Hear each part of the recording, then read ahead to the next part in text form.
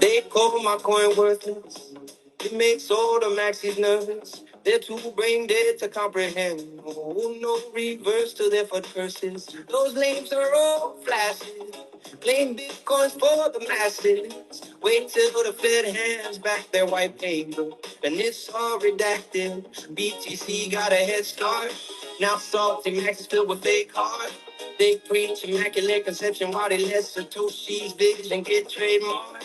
First movers act like profit, but their gospel's out of date. Bitcoin's a king stuck on the back rank. And Casper's next move is checkmate. Casper's rising to the top. Yeah, we're breaking through the flood. Bitcoin maxis getting anxious. Drag our name all through the mud. They say there's no second best, but the best second I ever spent was the first time I ever transferred 1,000 of a cent. Scalability supreme. Casper's haunting Freddy Krueger in his dream. Spends his days blocking case. Casper's living in his head rent free. The case keep on replying and the maxi blocks start to get more furious. Every time they crash out harder, another Bitcoiner gets a little curious. Now crackers going for two. Misleading others from the truth it seems. You probably get a blindfold and blocked when you graduate as Fudd University. Filling up his pocket, selling information you can find for free. Reminds me of the other partners in the exit liquidity scheme. Casper's rising through the top. Here we're breaking through the flood. Bitcoin maxis getting anxious. Drag our name on through the mud. They say there's no second best, but the best second I ever spent was the first time I ever transferred 1,000 for 1,000 dollars. This funny way, my Kaspa keeps a good like I had him back. I'm like a paranoid, it's like a coordinated. But you can see he just acts like he doesn't see me. He gets 100 cash replies no matter what he's tweeting. Brian Armstrong, while you're listening, we want that free spot listing. Your Coinbase 50 index is a joke, as long as Casper's missing. Tell me, Brian, you just scared of a little speed. When our ZK roll-ups drop, Casper's base layer is all we'll need. City peasants who don't get it, we want it inefficient. We got centralized solutions, one big club and you ain't in it. You text the best and we can speak about these achievements. There's no profit in the cure, we sell subscriptions for the treatment. Casper's rising to the top.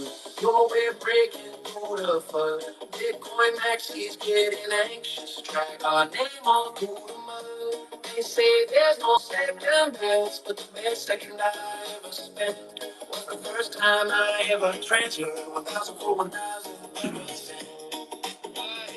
And like you haven't heard the word, but that'll change. The real ones will emerge, seeking wisdom out the cave. And Nick Sharp, one hosted 5 years off, now he's back with it. You know, his first post was asking questions about the day. Kruger back, credit, keep your fund fees and fake or even moving on. Casper's blocks are faster than light and Bitcoin's glory days are gone. From the streets to the chain, with a spark they can't contain. Cass is here to reign, yo, we're changing up the game.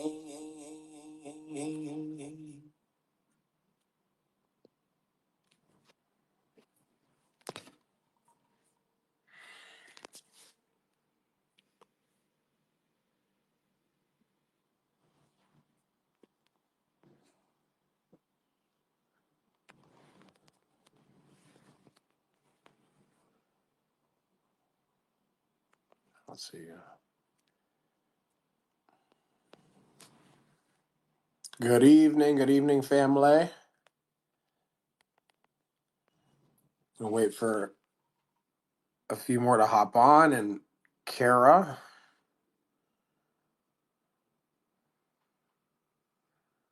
hope you guys enjoyed the song. It's my favorite artist that I've discovered here recently, Mr. Ryan Biss, 89148-175. Kaspa Rising. Love it. There she is.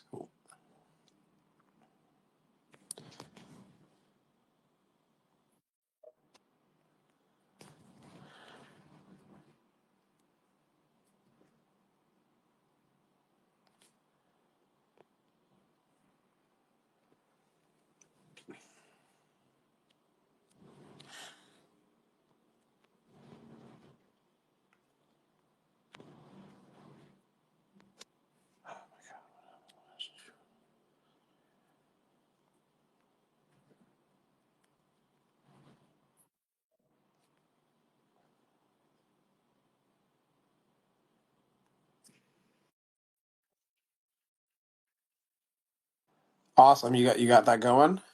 Yep. Beautiful. Great to hear. Welcome everybody. Buenas noches. I Hello, started off the hello, space. everyone. I started off the space with playing some music. Casper Rising. Have you heard that song, Kara? No.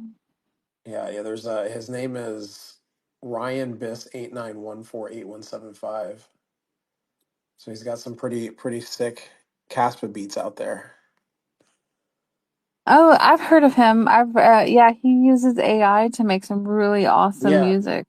Yeah. Mm-hmm. I just played one of his songs before we got started here. So Nice. yeah, I think so.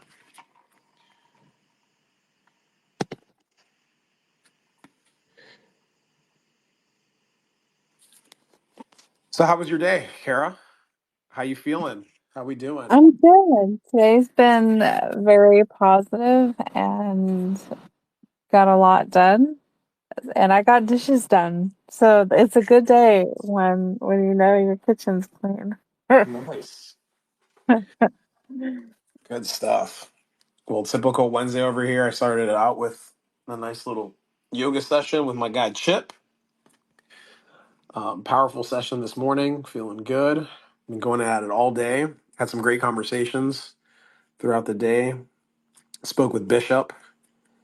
He runs the TWT podcast, Tough Wrestling Takes, and he's been on a couple spaces before. I think you know Bishop. He's a great. Yeah. Yeah, Yeah, he's well, a positive, good person. That's yeah, he's great. good for sure. 100%. Should we get it rolling here?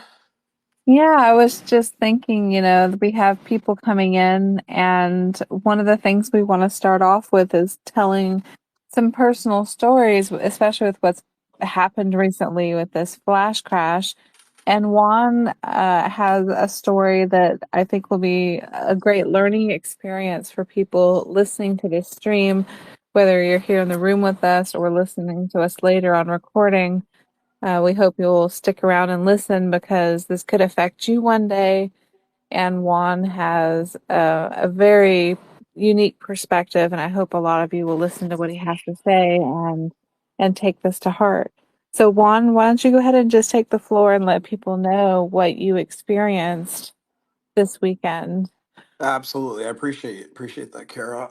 Yeah, so before I speak, I do want to make something super clear, and this is for, people on the call now and listening back. What I share during these calls, it's never advice. It's the way I look at it, and I always share from experience. So uh, these are lessons that I've lived, not lines that I've rehearsed or learned. So my intentions are simple. I just want to shine light on what life has revealed to me.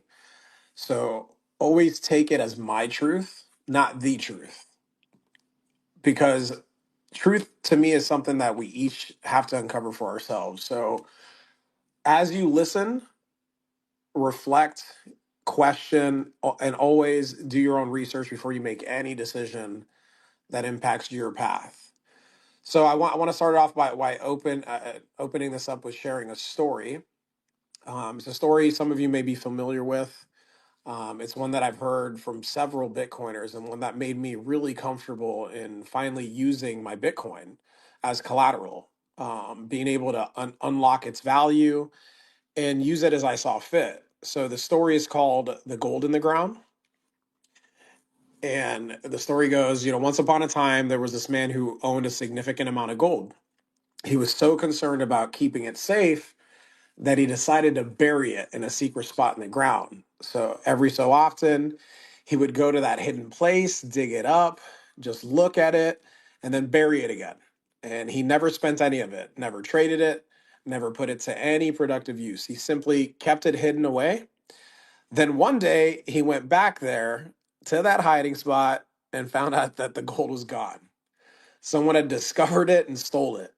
So that man was obviously heartbroken, but a wise neighbor told him that he might as well have never had the gold at all, because after all, if you've never used it and you just hoarded it in the dirt, it didn't really truly enrich his life or anyone else's. So the lesson there is pretty simple. You know, wealth that is never put to use or shared, it's just as good as lost. So it's a classic reminder that hoarding something valuable without ever putting it to work means that it can slip away and never really benefit you. So that story definitely hit me differently this year. And that obviously is because I lived my own version of it. So I had a good chunk of Bitcoin and I decided to collateralize it through Coinbase. Now, I've been a Coinbase client since 2017. When I got the first coin that I ever had sent to me was Litecoin. I had a client pay me through Litecoin back then.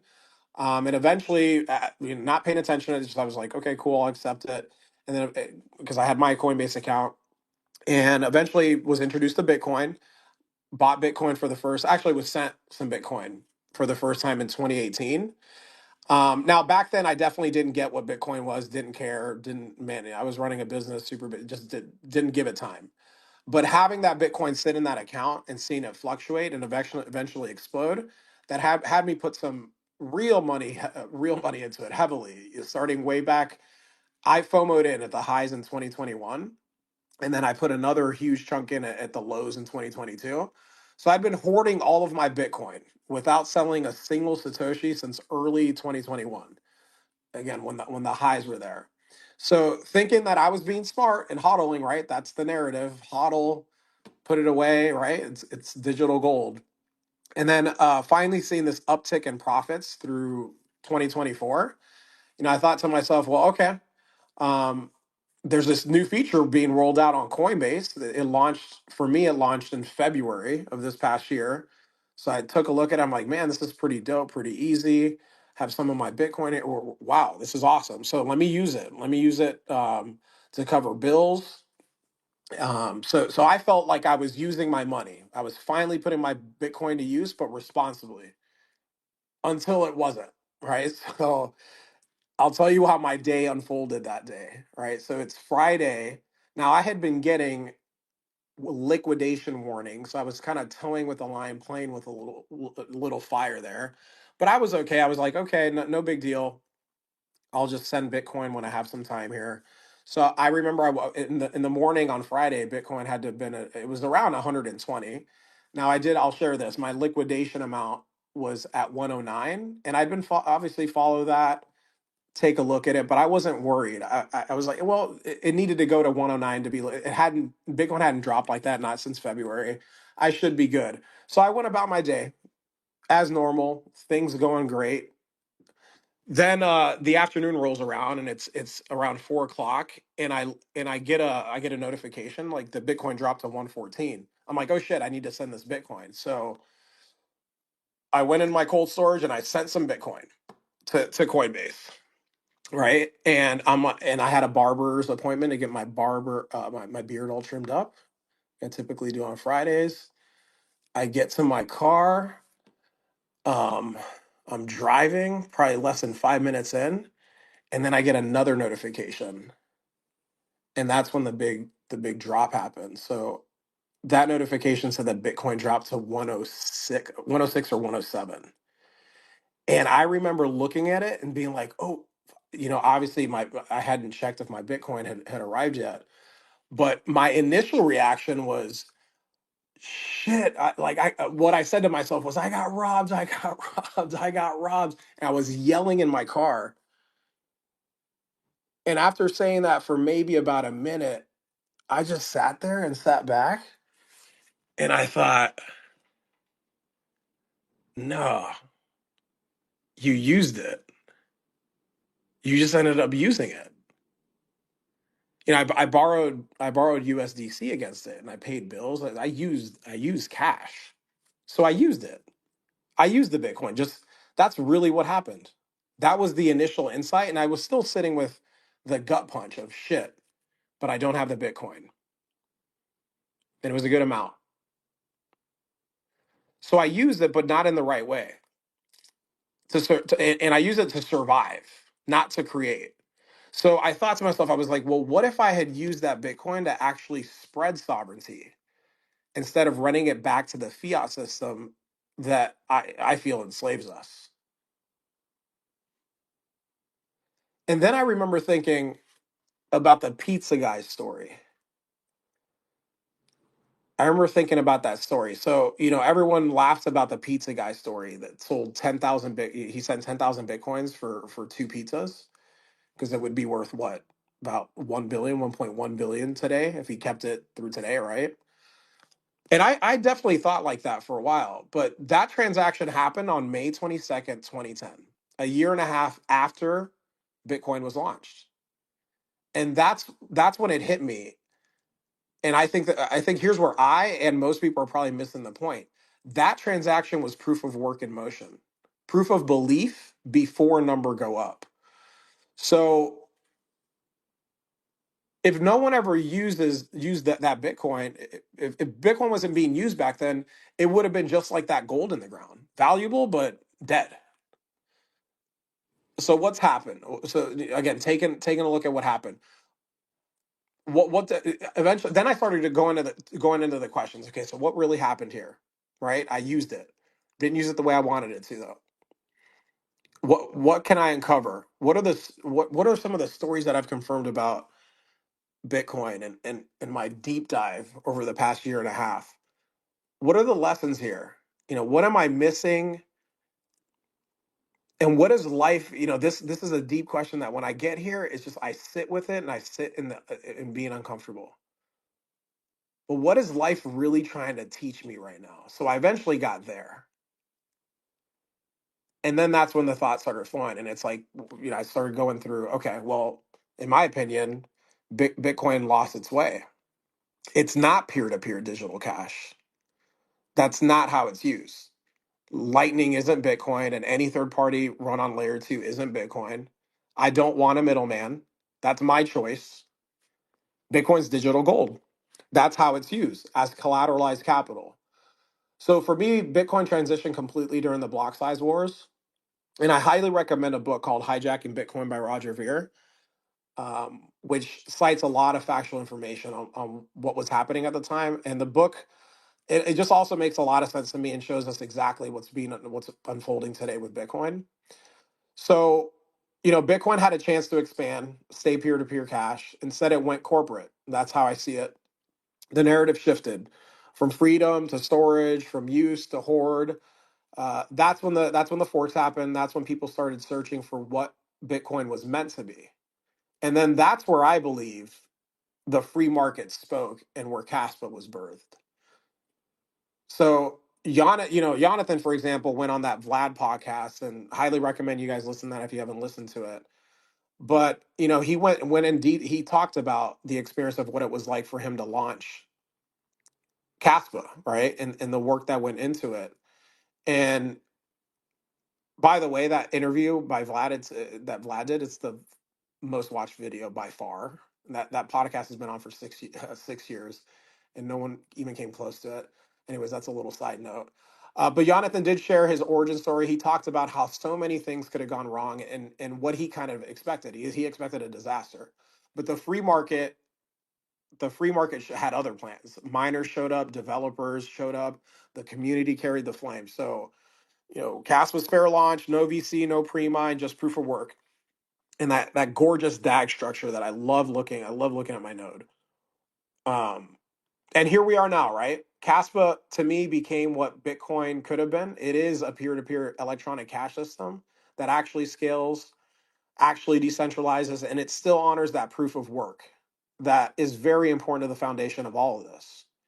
So Bitcoin went flat for years too, by the way. I know there's a lot of FUD, a lot of things being talked about. And, obviously we had that event last Friday.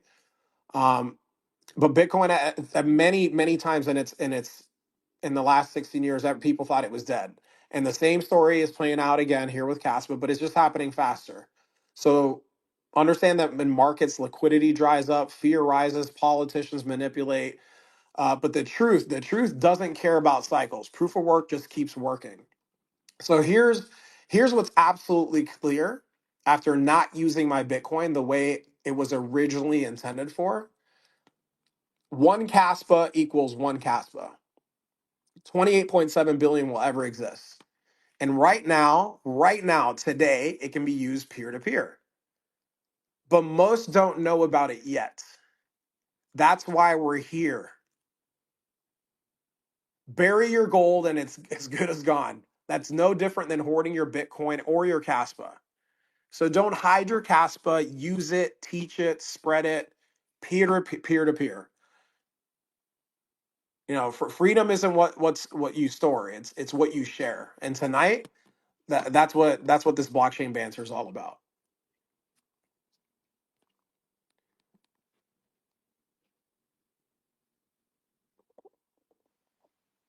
Wow. I hope you guys are paying attention here because, like Juan said, if you leave your investment and just bury it and hoard it and never use it, you might find it gone and it'll be as good as never having had it. And at the same time, you could risk actually not having it, which is also losing a precious collectible while also getting the value of spending it and using it. And I think that's a really important and personal story, and I'm really thankful that you shared that one.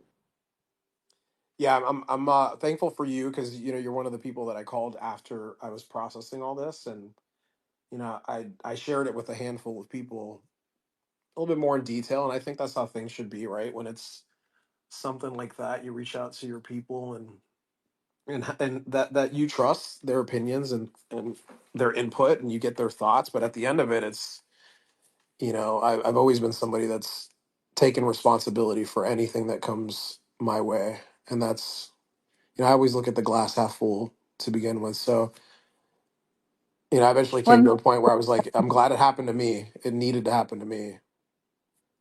I was impressed with how quickly you rebounded with such a positive outlook considering what happened. I remember thinking, wow, this just happened to you, and you've already gone through the processing of all the different emotions and you've come to acceptance and moving on and feeling positive and recognizing the lessons and the learnings. And that is impressive. I was really impressed. Yeah, I appreciate that. That goes back to, for me, it's 20 years of, I'm very fortunate about my situation once I lived with my foster parents, and I've mentioned Lucy. You know who Lucy is. I've talked about her, but I got a good foundation, a night and day foundation from how I grew up to being able to really open up and develop and see things completely differently. And my foster mom, Lucy, has a lot to do with that. So I had good people around me, right, that kind of laid the foundation. And that doesn't mean that I didn't go back to things that are more comfortable or anything like that. But I've definitely always been somebody to, I'd rather just face things and look at it. And I think that's just a culmination of never wanting to stay stuck, right? We're not, I've said this about money to begin with. I'm like, it's just money. I've been able to attract it my entire life. It's never been a something that hasn't shown up in abundance, and that definitely has a lot to do with my mindset and just how I look at it. Um, Is there anything you would have changed, no, especially when you were driving and you saw that, hey, this margin is coming up, 106,000 is coming up. Did you have any thoughts in that moment I of yeah, I I definitely know did. you're thinking of being robbed, but would you have done anything different, or are you at the place where you felt that it did something for you? Yeah, I think just the way I live and the way I see things and how I process, I'm very in the moment. And I think that plays into why I was able to process it as quickly as I did, and eventually get to a point where I just laugh at it, right? It is the biggest chunk of money that I've had switch like that. And that's the way I look at it. I don't look at it like I lost it, because I actually did borrow USDC and I was able to pay bills, and I'll be fine. It's not everything that I have. It's just I did think initially, well, shit, this could literally wreck a lot of people. So fortunately, we have Yeah. this platform now that we're able to talk about this. I'm like, okay, this is just a part of my story now. Should I talk about it? And that's what part of the reason why I called you and talked to a handful of other people. Is like, oh, should I? Is this something? And we quickly came to the conclusion that it could benefit people just hearing about it.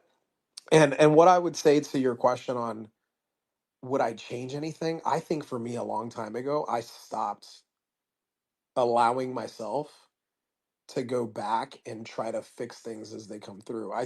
I really believe that when you understand that life flows and you're just a part of this big consciousness that's happening, that you experience so much more. And I mean, again, it felt like a gut punch, but I also train pretty hard, with the yoga that I do. I haven't lifted weights in like 3 or 4 months, but I'm gonna get right back into that.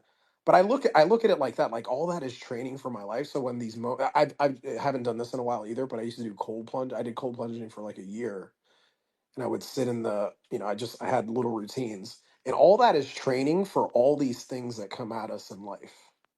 So I just feel like I feel like I'm built for this and have trained my entire life to have these moments come to me. And I stopped asking a long time ago, why did this happen to me? I don't really go there. It really is, okay, what is the universe trying to show me right now? What's the lesson that I that it's trying to teach me? What lesson would you share with the listeners that are hearing this and maybe wanting to prevent something from like that from happening to them? I mean, I think everybody's situation is completely different, right? But I would say go to what are your foundational principles and what are you trying to accomplish with within this space, right? I do think a lot of people come into crypto and come into the space because they want to make money, right? And that's understandable given how the fiat system that the fiat system and just the way that's set up, it's very difficult unless you have a lot of cards lined up and it's very difficult in just the way things are set up to make a lot of money. So it's like, okay, let me come over here and put this down, and then you can easily get caught up in the hype here, right? With this project or that project, and it's going to 10x, and then you go back and look at the history, like, oh, and then you try to time it. I mean, I did that for a little bit after I really discovered what Bitcoin was, but it was to try to hoard more Bitcoin. um, I was like, oh, but it was exhausting. Like I probably lasted less than a week. I was like, what am I doing? I'm not a trader. I don't do this.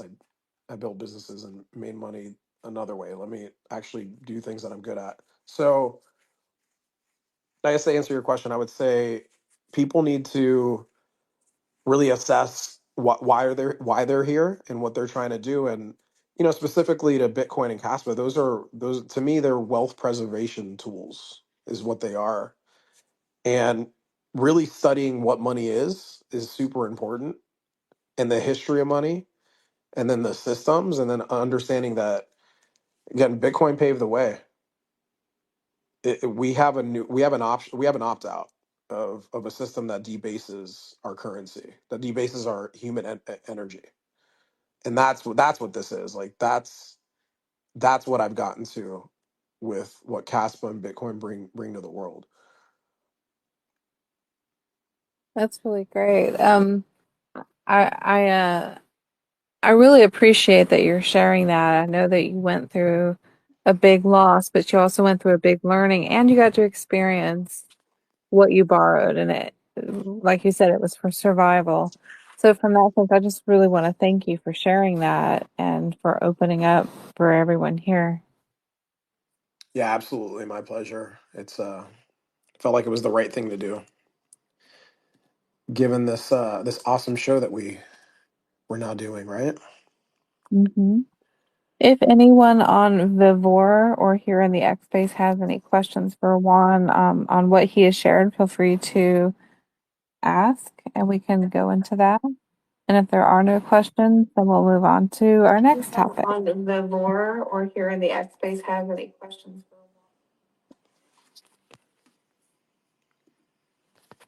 Juan? So far, no questions. Okay, so I guess we'll go ahead and move into our next topic. Is there anything else you wanted to share, Juan? No, we're good to go. So if any questions come up, feel free to, you can even throw it in the chat and whatnot. But I'm happy I was able to shine some light on that. Love it. That is all. Oh, Oh, we we have got someone who's requesting. Let's see. It's Buffalo Theory.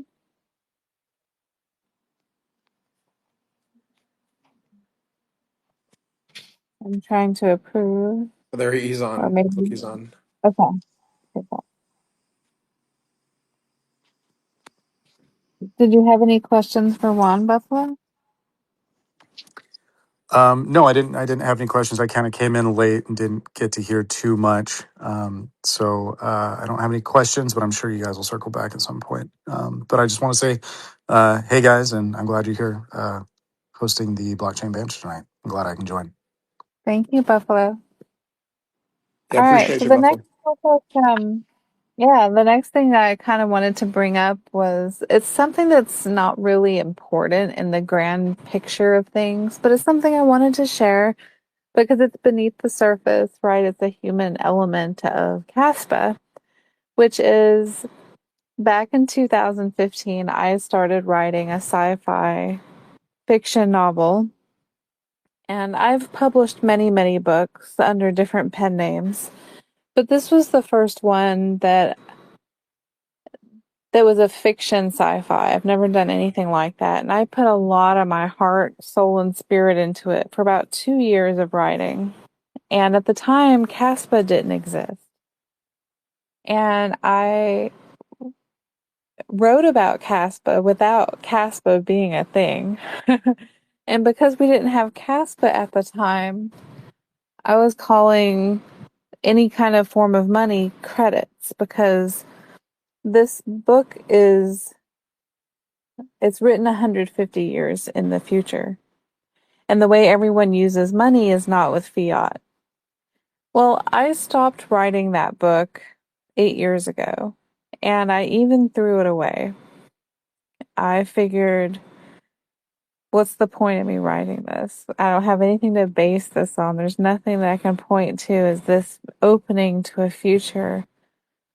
And then, of course, Caspa came along, and I started to regret throwing that book away. Well, I was looking through some old emails and I sent the book to somebody as a PDF, a beta reader, a stranger who I'd never met. I don't even know the person's name. I sent them a PDF copy of it to get their opinion on it. And they were very picky over what kind of books they read, and they had agreed to read mine based on the synopsis.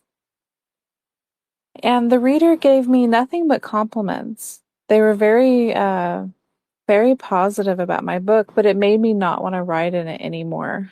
So the day that I emailed it was the day that I had deleted it. So I learned about myself that I don't like to share my writing with people when it's unfinished because it makes me less productive. So I learned that about myself. However, last week I was looking through these emails and I found the PDF that I sent her. And I pulled it out, I looked at it, and I went, wait a minute. I can replace credits with Caspa. I can I can look at this book now with a different set of eyes because so many years have now passed. And as I'm reading the book and I'm seeing everything that back then was very much in the future, I started seeing things that were actually happening today. So, for instance, back then we didn't have DoorDash and Uber Eats and all of that. And here I am writing in here that people are getting their food delivered to their homes and that there's all these different things happening. And a lot of it actually has started to come to pass. And so I'm having to make this book even more futuristic. Uh, anyway, this book is based on a world inside of an indoor city.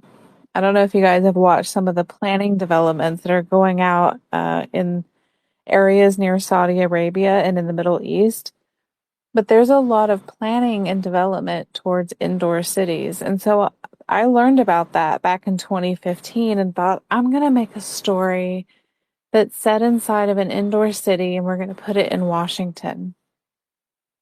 And so my entire book is based on that, and it's written from many perspectives, including Fly's, and it's a very dystopian book. Okay, there's a lot of paranoia because in the future there's going to be even more surveillance than there is now. So I took it to surveillance on steroids. Okay, I went there. It is inspired by 1984, but even more futuristic. So it is everything that I imagine the future is going to be. But now that we have Kaspa, now I'm putting anything that is encrypted, anything that is on a network that needs to be stored safely, any kind of security element, any kind of money, it's all Kaspa. Even getting into people's doors when they put their thumbprint on their door to enter their home, it's on a Kaspa network now. And this whole book is based on that, but it's not a goody-goody story, right? This is dystopian. And so there's elements that are very frightening that are going to be on the Kaspa network. Because as a writer, I think it's good to push those boundaries. And so there's going to be a black market auction that's on the Kaspa network. And it's going to be scary as fuck. But I'm not a gory writer. I'm not really that into horror. It's psychological sus- suspense, but there's a lot of satire. I love to write dark humor, and so there's a lot of satire in this book, and I use a lot of witty, sarcastic, Catch-22 style humor, and I'm kind of going in that direction, and I'm having fun with it for the first time in 8 years. And Juan's gonna laugh at this, but one of the things that made me want to start writing again is because I finally have a plot in my head. I wrote all those pages. I wrote 70 pages without a plot. Had all these subplots going on. I had world building, I had arcs, I had character development. I had everything but a plot. So now I have a plot, and one of those plots is I'm gonna have a serial killer who has a Neuralink in her head that won't turn off, and she can access other people's Neuralinks in their heads, and so she can hear what people are saying and what they're thinking. And some people are saying the word like a lot, and she's an editor, and she's a minor character in this book, but she's gonna go on a killing spree. So, yay! Juan, I'm looking at you, but don't worry, I'm not coming That is a after good you. reason to become a serial killer, is what I've learned. All right, Like Buffalo for here. real, like. All right, Buffalo, go ahead. I think that's an awesome. I think this sounds like a lot of fun. Actually, I think you're having fun writing this. I think. I mean, I like kind of dystopian stories, um, and yeah, it's kind of, I don't know, just kind of that futuristic idea that's honestly probably not that too far ahead in the future, to be real.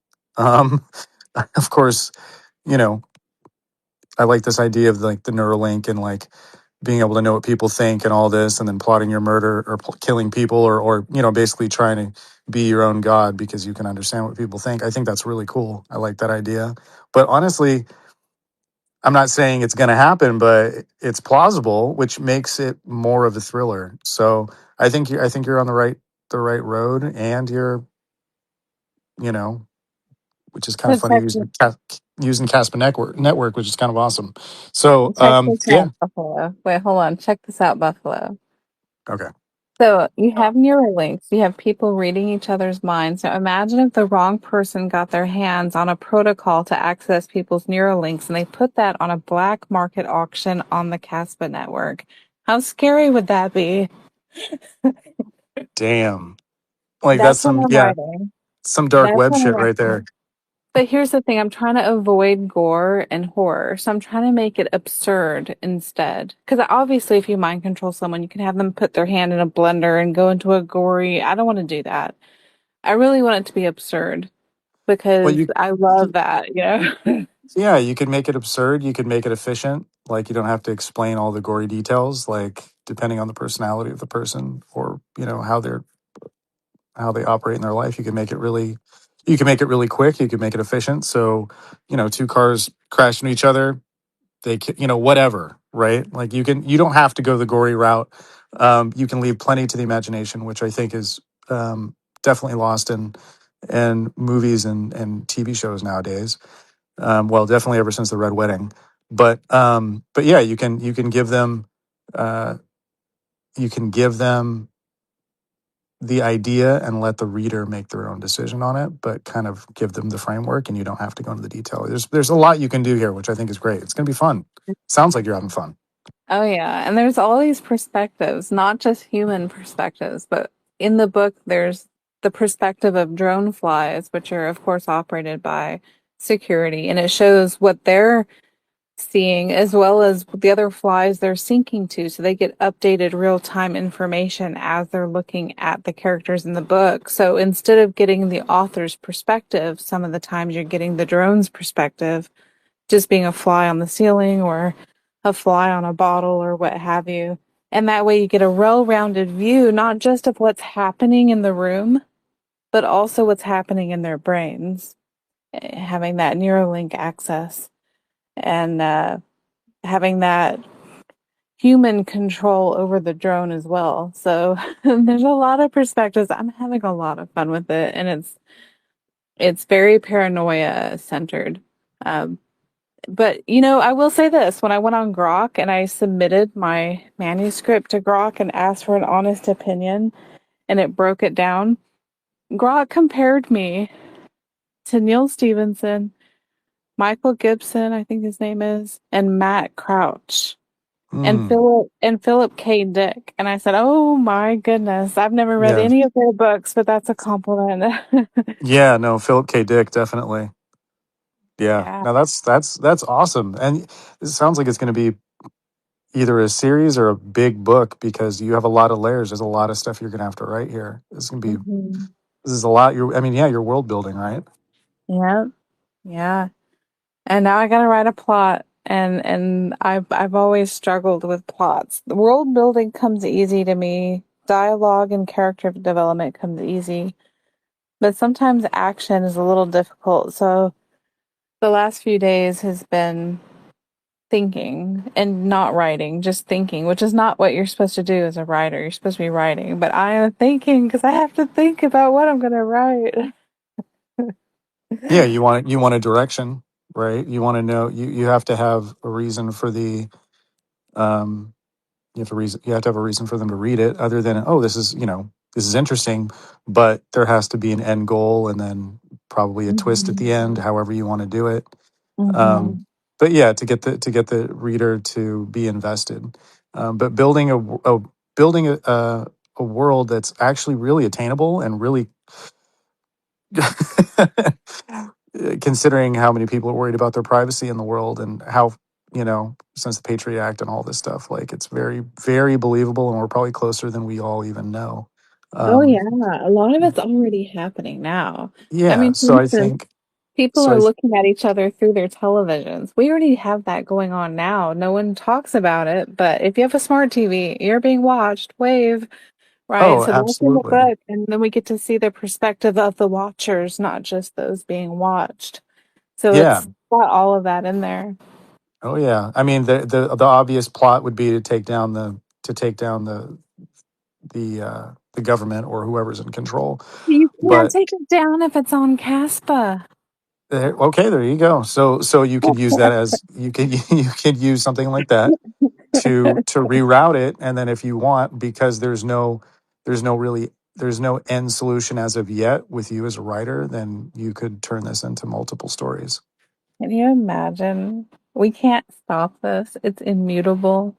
I mean, Yeah. Well, I mean, I guess get guns and go hang out with the Amish. I don't know. Like, what else can we do?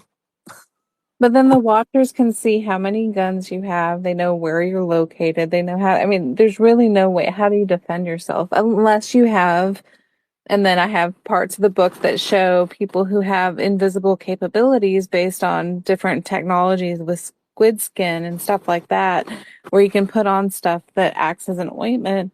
They can actually turn you invisible and act as a disruptor to some of those scanners and the cameras, which I think is the direction we're going. Kara, I'm like afraid to just hang out in your mind for a day. Like, that is a goddamn carnival, girl. I love You'll it. No, love it's the book good. then. You'll love the book then because it's got a lot of all of that. No, I think that's awesome. I think that's awesome. It's like, I mean, yeah, definitely kind of a 1984 for the new age, right? Exactly. Yeah, I dig it. Well, good, girl. Keep it up and keep us up to date on it. I would love to read it. I think that'd be awesome. I think especially, I mean, and also because we have this community, but we don't know how big Caspa is going to be. We have a theory, but of course we can't tell the future. But you already have a community, and that's good for your books. And I think that we're all a bunch of nerds who love freedom. So let's be real. That's Yeah. really what like when I look at the Caspa community, we're nerds that like to stay healthy and to have freedom. That's what I've noticed. And I think Juan can speak to that, right, man? 100%. Yeah, yeah. I think you nailed it. Right. We are nerds that just we want freedom, and this is it's way. Kara, we talked before the show about, hey, what are some of the things she's like, I don't really. I'm like, no, this is what this whole blockchain banter is about, sharing what you're discovering, and I just thought it was super cool that she started something and then kind of foresaw what was coming. And I really do think that we're a lot of us are we're discovering, we're remembering things. There's so much there, and yeah, it's I'm interested in reading the book, and I'm not really into that world, but it's Kara brings up some super interesting insights on things, and having conversations with her even offline, I've learned a lot from her. So yeah, it's awesome that with what you're doing, Kara. I think it's going to be super cool that you Thank found you. inspiration with it. Yeah, I'm so let you ride happy that. to have inspiration to write after all Yeah, you this were you, time. you were so excited about it. I'm like, okay, we're definitely bringing that up on the show. Like, yeah, why not? I mean, I threw it away, lost interest, and then after 8 years said, wait a minute, I need that book. Where is it? Where is it? And I told my dad, and my dad's a writer. He's written dozens of books, and I help him publish them. And he's always asking me, do you ever write something from 10 years ago and it comes back to you? And I always say, no, that never happens to me. Well, then this happened to me. And my dad said, welcome to the world. Welcome to my life. Portal open for you to receive. Caspa needed So to. I have turned into my dad. I don't Well, know how I feel about I'm sure there's worse people you could be. So hey, that doesn't sound so that. bad. Thank you. We have Kaspa Marketing who was requesting to speak. Juan, can you try? Okay, I guess it worked that time. I'm having trouble getting them approved. I think you might have to help with some of those. Okay, yeah, he's approved. He or she's approved. All right, cool, cool. All right, Kaspa Marketing, do you want to share anything? Yeah, thanks for letting me talk. I wanted to just say that I was really impressed with your synopsis of the book, and I wish you the best of luck with it. And I also was wondering if you had thought about um, maybe you have your standard copies of the book, but also having like a limited edition of the book, on the blockchain as an NFT. I've never even considered that. I will give that some thought. I've never made an NFT. I don't have any experience with that. It does sound interesting. I'll think about it. Yeah, I mean, I would probably read that book either way, um, but it would just be an interesting way to kind of approach the. I think Gary Vee did something like that, right? Do you guys know about Gary Vee? I'm unfamiliar. I know Will who you he is. tell? Yeah, well, I'm familiar with him. Gary Vee did something where he released a book and he attached NFTs to it, and they were like limited editions, and it did really well. So yeah, I just wanted to say that, and I'm sure you'll get a lot of support from the Caspa community if you integrate Caspa into the book. I do wonder what might happen if Jonathan or Michael Sutton read the book and they see how dystopian it is and they go, what the? When they start having Einstein moments where they start regretting the bomb or whatever. Yeah, I wonder what's going to happen because It's entertain. Michael had said he wanted to read my nonfiction book I was writing. He doesn't know I'm writing this one yet. And he wanted to read that one. If he reads this, he might have a moment where he goes, what have I created? It's entertainment. We need stuff like this. Gotta express yourself and show all sides. So I think it's a great thing. That's a good point. And it is entertaining. There's some scenes that are really, really funny. The kind that make you want to pee on yourself. Just funny moments.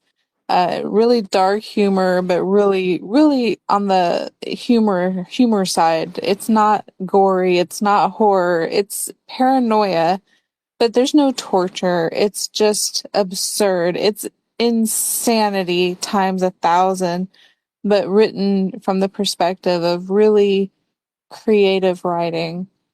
And it's something I'm really proud of. And I'm hoping that when I do put it out, it'll be something that I've rewritten and rewritten until it feels like a masterpiece. Because I don't want to turn it into a series. I want to make it one good long book and just put my best into it. And I've actually taken out a lot of pages already because I want it to be good. I don't want it to just be good writing. I want it to be a good story. And to me, it's really important. And so I'm having to look at this from the perspective of a reader and say, you know what? They're not going to want to read an information dump. Let me take this part out. Let me take this part out. And let me give them what they really are going to want to hang on to. And so I'm kind of looking at it from that perspective right now. I'm sure you guys all know this, but when you're writing for the first time a novel, you're supposed to write stream of consciousness. Don't edit. Just do your rough draft.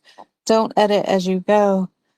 Well, I was writing this 10 years ago, and so the whole thing is a rough draft. And now that I'm looking at it, years and years later, as an editor, I'm looking at my words and going, what was I thinking? I need commas everywhere. So I spent 3 days just adding commas and fixing typos and correcting myself and looking at myself from an editor's perspective, while also recognizing that when I wrote it, I wasn't trying to edit as I go. Uh, so right now I'm having to, now that I've proofread it, now I want to go back and try to get into that writer state of mind without letting my editor brain take over. Because if I just keep editing right now, I'm never going to get through it. I have to just write. Well, that's where I'm at. But I do want to maybe move on to another subject, if that's all right. I know that Juan was talking earlier with me on the phone about uh, the state of finances today in America, and interest rates and Powell and this this implosion that could happen if things don't start to move. And so, Juan, I really want to just pick your brain on that if you're willing to, so that we can have people who are listening get some of that insight that you have from the book, The Big Print, that you read, and just what you've learned and all of that. Because a lot of that's new, not only to me, but a lot of people who are hearing that for the first time. So feel free to ramble, and I'll just pick your brain as you go. Yeah, we were talking about, I mentioned it at the end of what I shared with the realization of how one Caspa is one Caspa, and even going back to one Bitcoin is one Bitcoin. These being proof of work protocols that have a scarce supply, and how they're repricing what's happening in the system that we exist in, right? And again, another big takeaway from me from having the loan, that I, again, having it collateralized and then having it just, sold like that. And again, not taken away from me. I felt like I used it. It's like I was trying to dip into both ways of functioning. And that's what I see with a lot of people. So what I shared with Kara is that I know that, like whenever people start sharing things about charts and it going here and there and all that, I shared this, I think, on last week's call, where with my son, he has a Tangent wallet, and he has Bitcoin and Caspa, and I just get like I get a gauge from him, and I say, oh, where, how's it doing? He's like, oh, he tells me, oh, it's resting, when it's down, or oh, it's growing when it's up. Like, that's literally how he relates to it. So all that to say, with how we measure things in nominal terms, that's all we have. That's what we base things on. And when you really start to take a look at the numbers, which can be, I'm not a financial guy. I do not come from that background, but I have built businesses, and I have had metrics, and I do look at things, and I do measure and quantify, and try to figure out, okay, here's where we're at, this is where we're going. And when you really take a look at the financial system, and understanding, again, going back to the fact that the currency is being debased, I think everybody on this space, everybody understands that that's what's happening, right?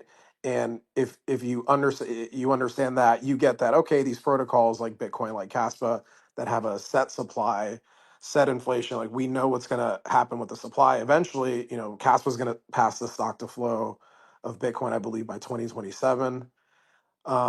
It's the financial systems, that the dollar in value is designed to go down forever.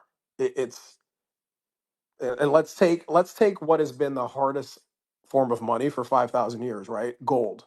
So a gold 100 years ago, an ounce of gold could buy you the same thing that an ounce of gold can buy you today. The only difference is that we've been conditioned to look at things in the dollar, right? And in the dollar, an ounce of gold is now worth $4,000. So there's a cognitive dissonance there. People can't look at it and be like, okay, well, an ounce of gold is an ounce of gold, just like one Bitcoin is one Bitcoin, one Caspa is one Caspa. But that's not how we look at things. That's not how we measure things. That's not what's on the news. So we hear about, oh, the price of this going up, the house price is going up, and all of that, the inflation. We've just accepted inflation. So there's so many things that get in the way of just simplifying this shit and making it make sense. Um, and so much manipulation happening. So, for me, I paid attention quite a bit during the elections because I thought it was super important. I just shut down my business in 2023, and I go, oh, whoever's president, whatever happens here, it's going to matter. It's going to matter with my taxes. Like, I got caught up in all that drama, all of it. And at the end of it, to realize, like, okay, shit, I hadn't paid attention to politics for in 15 years. What did I just wasted so much energy giving that energy, understanding that, like, once I really got to understand what Bitcoin is, and then what Caspa is, like, these protocols are repricing everything over there. That's designed to go down forever. These have set supplies and they're designed to go up forever. Forever. And where people get caught up in the emotion of things is like we even talked about this, right? Kara, we mentioned like we mentioned time really briefly. And I said to Kara, I'm like, time's an illusion.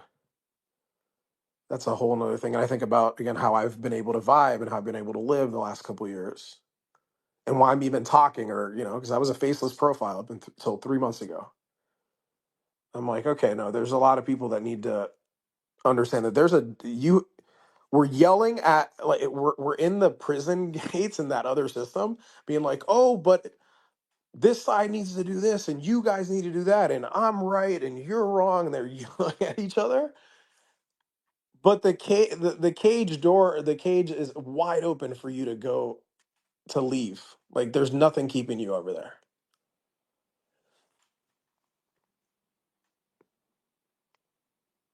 So Do we have any comments from some of our speakers who want to weigh in on what Juan has just shared?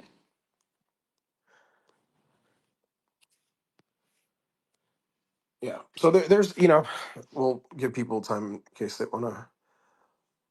So there's just so much. We're so at the beginning of this. I mean, again, Bitcoin's only 16 years old in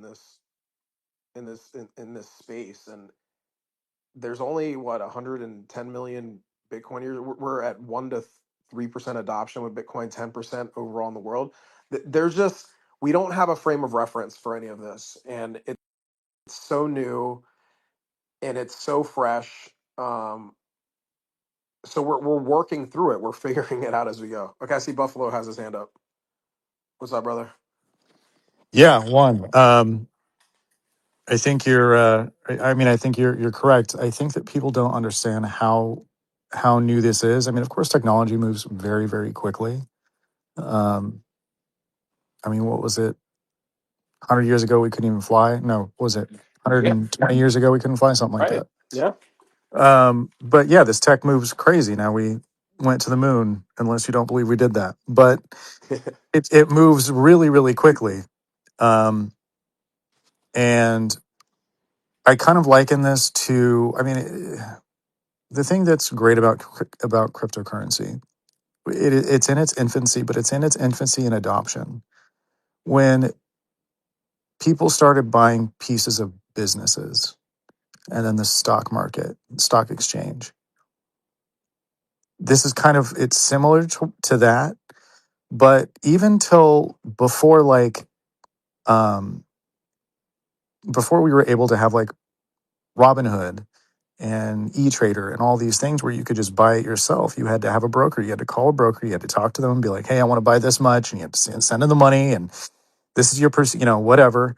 Um, so now I think since Robinhood, it's really, really blown up with people being like, okay, especially with the internet, talking to people and sharing information, being like, hey, you want to store your money because the dollar is devaluing. You want to save your money and get money on your money. So when you retire and you're too old to work, your family doesn't have to take care of you or whatever. It's not a burden. Um, so, I mean, I think that's the majority of a lot of people. They're like, okay, at least in the past, of like, hey, I'm going to put my money in the stock market. I'll get my 4% annually, even though even at that point, they don't know they're getting taken advantage of, right? Because 4% is better than nothing. But then again, you look at the devaluation of money and its average is like 3% a year. Um, and then here comes COVID and we lost 5% a year. We lost 25% of our purchasing power in the last 5 years, which is insane. But that's what happens when we hold the dollar, and that's why people invest. But now with this new, I mean, it's not, it is new, it's new tech, but so many people are not, like you said, so many people are not invested, and a lot of people don't know it. So the banks and the powers that be, the money people, like BlackRock and Vanguard and all those people, as soon as the regulation is lifted or set, I should say, and they can invest, they're going to do the same damn thing that they did before. Is they're going to scoop it all up and sell it to you. But the banks are going to have control. And that's what is great about crypto, is that you don't have to give them the control. If you just study it just a little bit, you know how to hold a wallet, You know how to use an app to be able to pay for things, a hot wallet or whatever. But the banks are on the verge of losing control. But because it's so much, very much in its infancy, and they know that, they're going to put their efforts into maintaining that control and taking that money, that crypto. That's what I'm referring to money. But they're going to take that, they're going to lend it out just like money, like they've always done. They're going to overlend, which is what they do, because when you come back and be like, hey, come back with a banknote, be like, I want to pull my money. And they're like, oh shit. And then you see it's nothing's new under the sun, right? So this is going to happen again. That's what it's looking like. But the thing that's wonderful, especially about the blockchain and Caspa, is you don't need that much education to be self sovereign, and you don't need them to control your money for you. And it's not that much more work in your head just to hold your own wallet, you know? So I see that them pushing in, because it's in its infancy, for the banks to control crypto, to buy it because they have the money, right? They have our money to buy in, to control crypto, and then to let you to do the same damn thing that they're doing and that they've been doing. And then now with these digital IDs in Europe and these other countries are trying to do this to have complete control. This is where Kara's book is is probably closer to us than we think in the timeline, that we have to have the self sovereignty, and Bitcoin is a great store of value, like no doubt. But it wasn't meant for BlackRock. It wasn't meant for Vanguard. It wasn't meant for the banks. But they're going to take a hold of it. So the best thing that we can do is stack as much as we can right now in Caspa or Bitcoin if you want to use Bitcoin.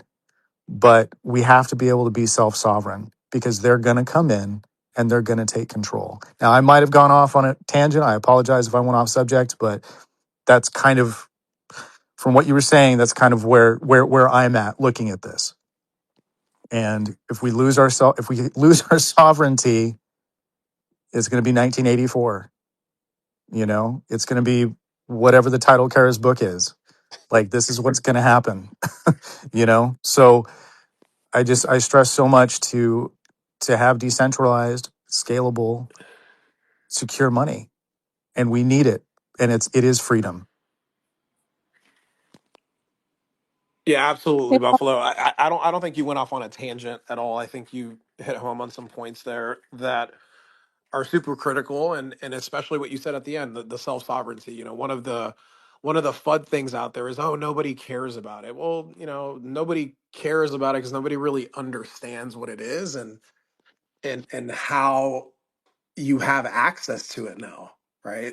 That's a matter of education. That's a matter of it being spoken about. But we are so fresh to this, and touching on what you said earlier too, where technology does move so quickly, and it was just 100 years ago that everybody thought Nikola Tesla was crazy when he said, "Oh, but alternating current that can light up an entire city," and they were like, "Oh, you're nuts." And then all the propaganda that came out from um, the direct current camp, and we're seeing all the stuff is repeating itself. So these cycles repeat themselves, and unfortunately, there has to be pain before we go back to the base foundational principles and how things naturally function, right? And that's I'm a big proponent of this, that I'm going to continue to preach. But when you understand that transacting value, so me being able to pay you directly for whatever I perceive as valuable, and not having the energy of a third party in that transaction, that's freedom. That's the source of so many fucking problems, and excuse my language, but I've been able to live that, my little bubble with my family, right? That's why, when I was starting to talk on these spaces and stuff, I'm like, everybody around me has Caspa and Bitcoin. Everyone that interacts with me, there's no way you don't have it. because it comes from my soul. I can see it. You can see it. I can see what's happening. I can't help but talk about this solution to so many problems. So no, man, you hit a bunch of really good points there, and sovereignty is where it's at. You know, it's not that people don't care about it; people don't know about it. And if you really give a shit, you know, about somebody, that's why when I opened the call today and just talked about okay, I see that I need to spread this around. I can't hoard it. You can't hoard it because it's going to benefit people when they have it. You know, I had Bitcoin sent to me in 2018. I didn't really understand it until last year. And who knows if I really understood it, would have gotten to understand it last year had I not had it sent to me and I could see all the history it sat in my account, So yeah, no, so thanks. Yeah, thanks for the input there, Buffalo. I thought a lot of that was valid. Yes, thank you for that. And I am a firm believer in everything that you just said. The sovereignty issue, the people at the top that are the decision makers, they're going to want all of this. They don't want us to be rich. They don't want us to be sovereign. They don't want us to have any financial control. And I believe, this is speculation, but I believe that in the future, whether it's Bitcoin or Kaspa or some other coin, I do believe that these big players are going to start confiscating, at least to the best of their ability, everything that we've accumulated because they don't want us to have it. So store it and store it well. Yeah, no, I agree with you. Yeah, definitely store it. Uh, they're gonna want it, absolutely, and they'll probably go legal means to try and get it. Um, but that's just another reason why I'm such a very pro Second Amendment American. Um, Yes, love them guns. well, no, we got to what is it? 30. It only took 30 years, the UK losing their guns before we had totalitarianism start pushing in and control and disruption with other cultures that are trying to take over the Europe. And it's you let in people to destabilize the government, and then you say, oh well, this is how we can fix it, and they have the oh, it's okay, government's going to fix it, and it's like you just have to give up everything. You're already losing your culture, like you're giving up everything, you're giving up your freedom. And it's not just here that or it's not just there that that's happened. It's happened in multiple countries. It's even happened here in the U.S. when we had a bunch of undocumented uh, migrants come in, and I think that was there for destabilization. But if you destabilize an area and you start taking people's culture away and their belief system, and this is how you dominate. This is how you dominate a culture. This is how you dominate an area. It's you destabilize it and then you take their power away and then they give it to you freely. Like this is just like human psychology. We already know this. Um, so for us to have to have strength against this, um, to have strength against what's going on. I mean, some people can call it the mark of the beast. Some people can call it whatever. I mean, this is not it's not a new story, right? It's all about total control. And not to sound like a conspiracy theorist, but if you just look at the steps of what's happening with, you know, the WEF saying that you're going to own nothing and be happy. And they said that publicly and I was like, "Oh shit. Okay." So we're doing this already. Great. I thought I'd be dead before this happened. Son of a bitch. But anyway, The term conspiracy theory was created by the CIA to make people not believe credible people. So you're in good yeah. hands here. Say what you want to say. Well, I appreciate that. I appreciate that. Thank you. Yeah, I But yeah, second that as well. So just thanks, yeah, Juan. 100%. Yeah. Yeah, I mean, anybody with eyes and who, I mean, the internet is a wonderful thing, and history is a wonderful thing because if you, we have the information to educate ourselves, right? So we need to use it, and I think that a lot of Caspians do that, and I think that Bitcoiners are kind of learning that. Some are just ignorant people, willful ignorance, which I just don't have patience for. But to get that message out and to talk to these people, to educate them. All you can do is hand it out, and if they want to take it, they can take it. I see all these Bitcoiners are like, "Oh, well, yeah, well, they're, we're getting this money in, blah blah," and they're just excited about pumping their bags. But I'm all down for making money. Like this is an investment. I don't think anybody is deluded to the fact that we're here to make money. But what makes it better is when you can make money, have self sovereignty, and stick it to the man. Like all of that, to have that independence and to make money and to do something that you believe in. Like you're investing in something you believe in, right? Like I owned ETFs, which is like a safe play for me. I only play safe plays. I liquidated all my ETFs and threw it into Kaspa. Like stuff I had put in for a long time, and people are like, "You're crazy." I'm like, "No. First of all, I believe in this. I believe in the project. Yes, am I not going to make as much gains because I'm in at the moment? Maybe. Do I care that much? Well, I'm still able bodied. I can make more money. It doesn't matter to me right now. That doesn't matter to me right now. But what I want is to get as much Caspa as I can because I know it's coming. Just like if we were in 2008, I remember in 2012, 2013, I think it was 2012. My buddy had introduced me to Bitcoin, and he's like, "Dude, oh Bitcoin." And I'm like, "What is that?" He's like, "Oh, it's internet money." I was like, "Oh, that's cool." I was like, "How much is it?" He's like, "It's like $2,000 a coin." I was like, "Fuck, I wish I wasn't poor. I'd totally do that." Um, and I was in my 20s, so I'm like, "Okay, well, I can't do that, but it sounds awesome." And then later on, it's definitely caught on, and people are understanding like why they're like, "Oh, it's crazy internet money." I'm like, "Okay, but the benefit is I can send it anywhere in the world without a bank or anybody telling me I can't. It'll be there in a certain amount of time and it's secure." And Caspa's sub-second, 10-second finality, and we're not even done yet. And it gets to that person, and there's no control. I mean, we have the ledger, right? But there's no control. No one can tell me that I can't do it.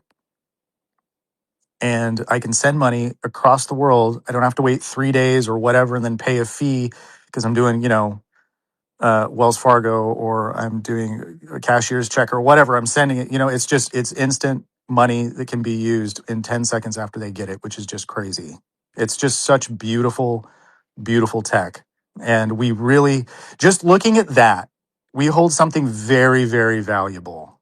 And I want people to understand this. You may not have very much Caspa. I know we got a few people listening, but if you may not have very much Caspa, it doesn't matter. You have time right now. You're alive. You can work. You can sell some things. Maybe you want to sell some things that don't really have any value to you, whatever. Like, I have some cards, like I had some old cards that I had that were valuable. So I was like, hey, you know what? I'm going to get a better return on my Caspa. So, um, as an investment, it's great. It's fantastic. In a use case, it's great. It's the best that we have. And as adoption and as we get stable coins, which I think a lot of people are against, but I see the benefit, and it's an inevitability. And I think that we need them because there's going to be plenty of people who aren't into the tech as much as we are and don't want to use it as a store of value or don't want to use it as money. That's fine, but we're going to have the fastest finality because it's going to be on the layer one.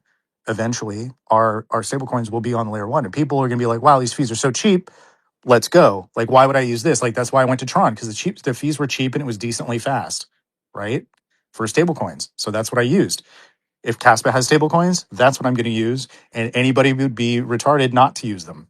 So, like, just from a financial perspective, like you look at the KEF and what they're doing, and their partners and what they're trying to accomplish, or sorry, KII, their partners in business, they're going to integrate these businesses into Caspa and save them millions and billions of dollars.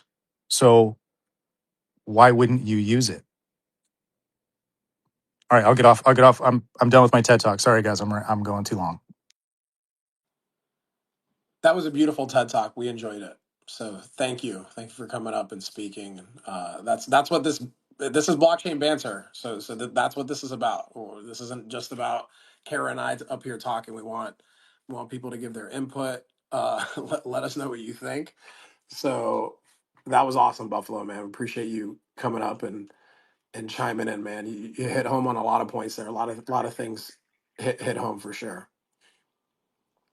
Yeah, thanks. And once again, thank you guys. I know I'm only on episode 3 here, and I was on episode 2. I think that's when I found you guys and I came in. But I'm glad you guys are doing this. And I want to keep it going. And yeah, no, I'll be here. It's Wednesdays every Wednesday, Right. right? One. Yeah. Okay.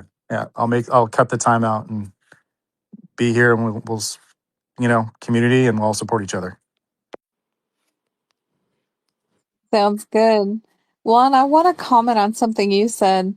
You were talking about the how the community really fought against the AC current during a time when they were very pro DC current. And it reminded me of back in the old days, back in the BC era, when people who believed in the number 0 were tortured or killed and weren't allowed to use it. And if you were a mathematician trying to prove the number 0, off with your head, or you were drowned. And Pythagoras, he was notorious for this. And what's ironic is that he's in all of our math books for the Pythagorean theorem. A squared plus B squared equals C squared. But he's notorious for having stole math from mathematicians that he had killed who brought information to him. He had Hippasus murdered. He had him murdered via drowning because he said, the number 0 exists. The number 0 exists. And he said, I'm sentencing you to drowning. And then Archimedes, years and years later, he had to use the same Greek method of explaining math, but he couldn't mention 0. So what he did is he took triangles and he kept cutting the triangles in half.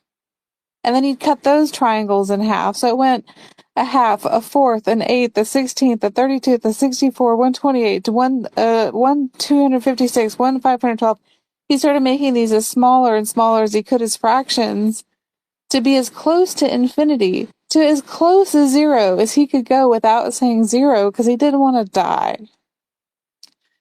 And it's ironic because today we have Kaspa, and it has a parameter of 0.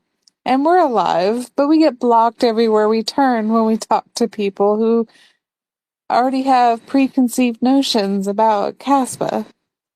And it's really ironic because if you look at the calendar system, we have the BC era, we have the AD era, but there's no 0. There's no 0 that separates them. And that's where the Greeks realized that they need the number 0 because then they started messing up people's ages. They said, oh my gosh, we're a year off.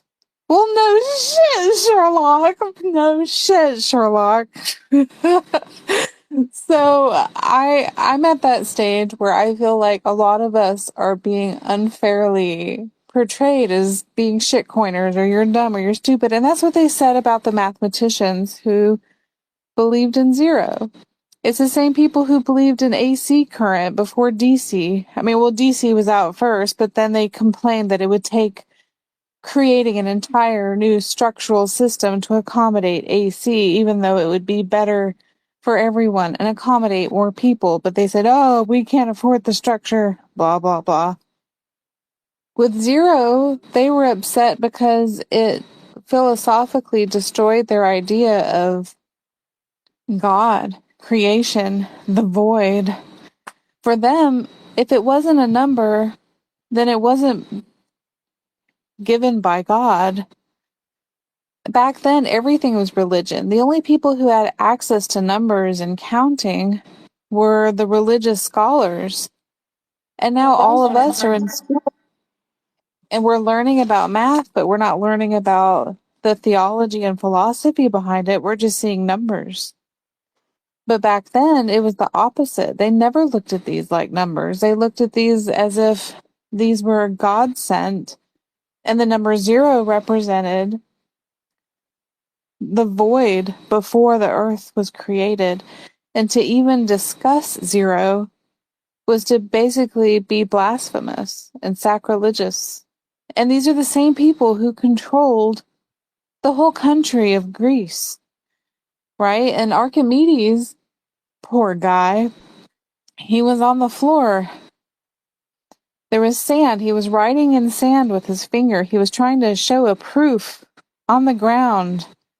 And he got murdered by a Roman soldier that stabbed him from behind. I think they got him in the neck or something. And he was working on a math proof.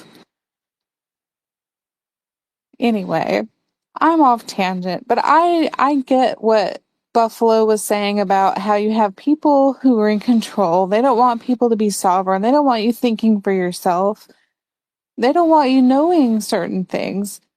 And I don't even think that our math is all math. I think some of it's complete BS. Don't even get me started on that. But the fact that we have this new financial system, people laughed at me for calling it a financial belief to believe that Kaspa is sound money. But I don't think it's funny at all. I do believe it's sound money, and sure, it's a financial belief. What's wrong with that? People have numerical beliefs, people have mathematical beliefs, people have philosophical, psychological beliefs. Why not a financial belief? I, in my heart, believe Kaspa is sound money, and I don't think it's gambling. I think it's a sound investment, and that's how I feel about it. So I just wanted to share that. Oh, so much fire being dropped right now. Buffalo, Kara. I mean, you guys are hitting home on so many points that are valid, and I think like Buffalo mentioned, a lot of us here in Caspa were nerds maybe, but we're so much more than that, right? We're free thinkers. I think that's what for me it goes back to, and why I relate to so many of you. We're not going to be told something when we feel something completely different. And it's like, okay, you can say that, but this is what I see, right? And I there's layers to this, right? And the beautiful thing about technology and how it's evolved over the years and is we have access to this information. And yeah, at the same time, you got to look at the input of the information. So those of us that are willing to go a little bit deeper, right? Like I'm grateful for Bitcoin and I'm grateful for Sailor and all the YouTube videos that I had to consume to really understand what is money. I never asked that question. What is money? What is this thing? But that's where it starts. And I mean, I can tell you this, and especially since I shared earlier with my foster mom how Lucy is such a foundational component to me always questioning things. I have questioned things forever and ever, my entire life, and it's always worked out for me. One of my favorite poets is Robert Frost, and he has a poem called "A Road Less Taken." And I may butcher the poem, but it's something along the lines of two roads diverge in a yellow wood, and I chose the one less traveled by, and that has made all of the difference. And that really is, I mean, for me, it started, I sold Cutco knives when I was in college, and people were like, oh, it's a scam. Like, you have to go to your friends and family and get referrals. I'm like, okay, so you're saying what? I have to work and make phone calls and learn things and provide value? I mean, Cutco's still around. I did pretty well. And I remember all my friends trying to sell it and they couldn't, and I'm like, okay, I'm onto something here. Whenever the crowd's going right, you'd be like, well, why is nobody going this way? It's because most people choose the path of least resistance. So I look at when people start talking shit and questioning and all this and that, and you can see it. You see it with I see Caspa. Is that Caspa Onion or Warrior? Is that? So you guys both have turtles. So Caspa Onion. It's I onion. love me some Caspa Onion because Caspa Onion is that dude is he goes in and he doesn't. It's like, but this is what it is. And then he gets, we've had some conversations, some DMs of, my Zen ways, and trust me, it's taken me a long time to get here. But that's really what it's about. It's really about like, no, okay, you can say that, but what is it really? Because there's what actually is, and then there's this story that people create around what they think it is. And that's where you really got to look at. So when I take a look at where the Caspa community is, and you look at how again, going all the way back to the original Bitcoin Kaspa debates. Those weren't debates. We went on there because they had a nice little following, and then we came on there like we were so nice. And I remember after that, I'm like, okay, no, I reached out to Caspa Onion, and I reached out to Nakasompa. I'm like, we gotta start talking. You guys were on there trying to educate, and you can tell that none of these Bitcoiners really knew anything. They were very on the surface with it, very on the surface. And here at Caspa, and part of the reason why our show is called what it's called is because, like, no, there's layers to all of this. You can't just take what I'm saying as your truth. You literally need to dig deeper. And if it bothers you, that's a signal. Dig a little deeper, find the truth. And we have access to all this information, all this technology to really, really dig in deep. And I was sharing this with you earlier, right, Kara, where, for me, it's like I don't come from a technical background or anything like that. And coming into this, I still have to do it because I speak two languages, and my first language is Spanish. And I sometimes think in Spanish.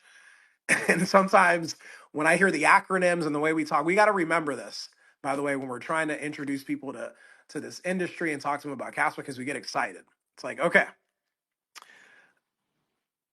get back to the basics. Try to be as simple as you can when you're explaining what this is and what it can do for people. Go ahead, Kara. So you had mentioned the basics, and we're also talking beneath the surface. But for people who might be listening, who are curious what Caspa is and what's above the surface, I'm going to just very briefly, go over what Caspa is, and I'll tell you what's beneath the surface. So Caspa started out as basically a completion of what Bitcoin tried to start but didn't finish. So it uses the same Nakamoto consensus. It's 10 blocks per second, whereas Bitcoin is 1 block per 10 minutes.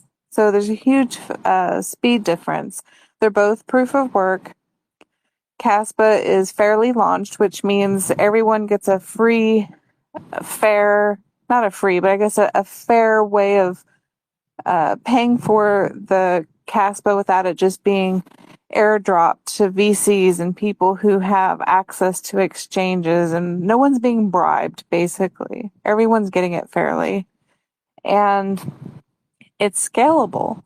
Bitcoin wanted to be scalable, but unfortunately, if everything takes 10 minutes, it just takes too long. No one's going to wait that long. If you're at McDonald's and you're trying to get your McFlurry or whatever, no one's going to wait that length of time. And so they created Lightning thinking it's going to go faster. But when Bitcoin made Lightning, it ended up not securing the network. It doesn't help the miners. Kaspa wanted to create basically a layer 1 that could do what Bitcoin was doing on layer 1 and layer 2. So we're able to do what Lightning can do, but better because we're not going off the network to do any transactions. All the transactions are helping the miners. They're all securing the network. It's scalable and it's fast. And usually fast and scalable things are usually reserved for proof of stake networks. This is proof of work. And proof of work is, for me, it's more fair because proof of stake implies that you have money, you're putting your money to secure your spot and having more control over a decision than someone else. But in Kaspa, everyone gets the same fair voice, and that's why I like it. And when you control your money and you're self-sovereign and you have custody of your own keys and your own coins, You're putting that in your own hands. You're putting the power in your own hands. And what's beneath the surface of that are the stories that we're sharing here, our wins, our losses, our visions, what we see it's going to do, what we think it'll do, our highs, our lows. Here's how our families are using it. Here's how we share it with our loved ones. Here's how much happiness we have that it's finally here. Here's our optimism and where we hope it'll be. Here's the frustration that we're facing when we try to tell people about it and they don't receive it. Here are some of the debates that we're having with people who disagree with us. Here are the voices of people who are building on the network. Here's our wins and losses of creating coins, NFTs, building AI projects, building XYZ, right? There's so many things being built on it. And so beneath the surface is us telling our stories of what we're doing with this very new technology. It's not just a coin. When people say, what is Kaspa? Some people say, oh, it's this coin. Well, no, it's a network. It's a protocol. And there's so much that can be built on it that's way beyond money. And so those of us that are really enthusiastic about it, we're cypherpunks. We want to have all the benefits of this, and we want to see privacy features down the road, and we have all these visions of what it can be, and that's what we're excited about.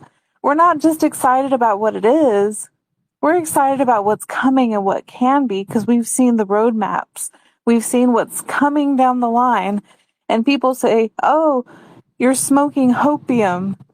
Well, you know what? If you have the research and the know-how and you're reading into the future and you know what's coming, if you want to call that hopium, fine. But the rest of us think of it as we're growing as human beings and learning and growing and finding out information early, and that makes us fine investors. That's my little soapbox. I love it. I love it. I love it. Thanks for th- thanks for the breakdown, Kara. Like that was beautiful. Could I have the floor for a moment? Absolutely. Go Yeah, ahead. go ahead. Um, so I want to come at this in a neutral way, but Juan, if a Jehovah's, and this isn't a religious thing, but if a Jehovah's Witness came to your house every day for 180 days straight, how would you start to feel from the beginning of that process to the 180th day? Did they come invited or uninvited? Uninvited. Yeah, I guess eventually I would probably pretend like I'm not home if I'm not inviting them. And is it fair to say that you would feel like maybe you'd tell your wife like, oh gosh, this guy again, he doesn't take a hint, right? You know? Right. So we have this luxury of being able to just peer into everyone else's life on social media. And that's truly what Twitter is, Facebook is, right? We put ourselves out there. Some of us do it for engagement farming, and some of us do it for, socializing. But these Bitcoin maxis, they're doing their thing, and it's whether or not the Jehovah's Witness is right or wrong, at a certain point, it's nothing more than an irritant to be showing up at Juan's house and be trying to convert him. It's like, all right, like I got the paperwork, like I'll read it if I'm in the mood. And sometimes when I'm looking at the Caspa community, which is the strongest community in crypto by far, but at the end of the day, like there's a little bit of a Jehovah's Witness thing going on here. Like, right? Like, I mean, we're just kind of barging in on there could be two people talking about Solana and Ethereum, and then there'll be 25 Caspa people in the comments. And I think it's important for people to in summary, I see people saying study cast, study cast, study cast, and I sort of took it a different route. I said, start using CAS, start being a creator, and start building within the community of CAS people. And that's going to be what ultimately, in my opinion, gets people to come over to Kaspa, is by creating things and within each other, within our own community, and not even in a competitive way, but just to show what is capable on Kaspa. There's a 550,000 token unique wallets, I think, last time I checked. There's yesterday, I don't know what the transactions are today. Yesterday, there was about 650,000 transactions. That's like 1.1 transaction per holder, So like it's not really being used in a way that it should be used, which ultimately would maybe get people to say, what's going on over here? This seems like a great product. That's the end of my statement. No, thanks for sharing that, Casimir. I mean, great point, right? And I agree with the approach in terms of how you're looking at it. And I've shared this in a couple, because I'm in a couple group chats with a handful of people on this space. But I do believe that we're always going to have the spectrum of the really intense people, and then maybe more of what you're talking about. Um, but I do, and I can relate to that because in my life, the way what's worked is being very genuine and authentic. And when it comes up, when the opportunity arises and there's an invite, right, to educate, that's always the best time. So it really, I'm with you. I shared it at the beginning of the call with that was my lesson with having the loan that I had collateralized in Bitcoin. That was the major lesson. It's like I ended up using the Bitcoin that I borrowed against, but I didn't use it the way I could have used it to help with adoption. So, no, man, great points, and I think super valid. And people got to take that to heart. That's a great message that that is super important for us to be spreading. If I could just throw a follow up is as well is like here's just a very simple example. This is my second episode. I mean, you guys have only been into this is only episode 3, so I'm thrilled to be here, and I really like this community here. What Here's another example. Yesterday, I jumped into a room and they were talking about NFTs, or space, I should say, and they were talking about NFTs and they were talking about Solana and Ethereum. And, you know, I could say all I want about being, Caspa's being Jehovah's. I'm a little Jehovah myself, right? Like, so I was like, well, what do you guys think about Caspa? And they're like, well, what's Caspa? Well, oh, it sounds like garbage.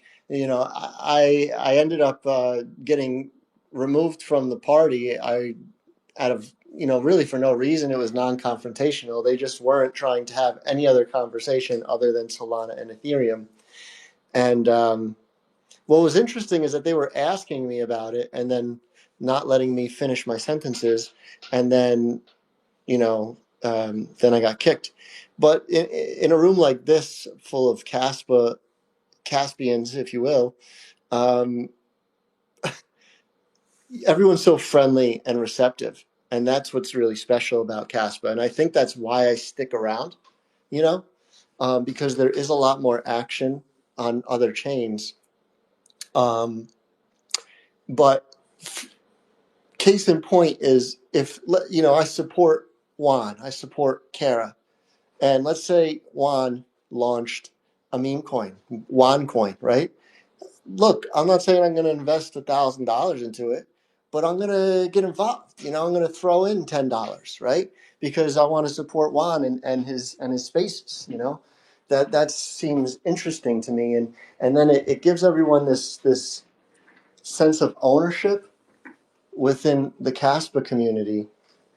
And I think that's what's valuable. That's what makes Solana valuable. That's what makes Ethereum valuable is people are in there and they have a sense of ownership, and they incorporate themselves into their ecosystems. So I'm not suggesting you launch a meme coin. I just was kind of using that as an example. But I think that if everyone kind of focused on what I can create, what we can create in Caspa, it would get us light years ahead of jumping on Fred Krueger's timeline and harassing this guy to the point where he calls us mosquitoes. So anyway, that's the end of my point. No, valid point. I think the resounding message there is very similar to what I believe I speak on, right? And that's, it starts from within. It starts from, what are you doing? How are you spreading it in your little echo chamber, your family, your people? And that's why I'm speaking up, and why it probably resonates, and why I'm connected to all you guys now. So I think that is the easiest way. That's that's the least path of resistance, is starting with yourself, and then how is it being used around you, and how are you educating people when it does come up organically and naturally around you? Because it just makes sense when somebody downloads a wallet, and again, in my family, my son, when he buys things, he sends me Caspa. Like, that happens. That's been happening for a year now. So I'm with you there, man. Appreciate you coming up and speaking. Buffalo, I see you have your hand up. Do you have something to chime in? Yeah. Thanks. I really appreciate. Oh, sorry, just get the name right. Cast marketing. Okay. No. I really appreciate your point. I thought that was kind of funny, the Jehovah's Witness thing.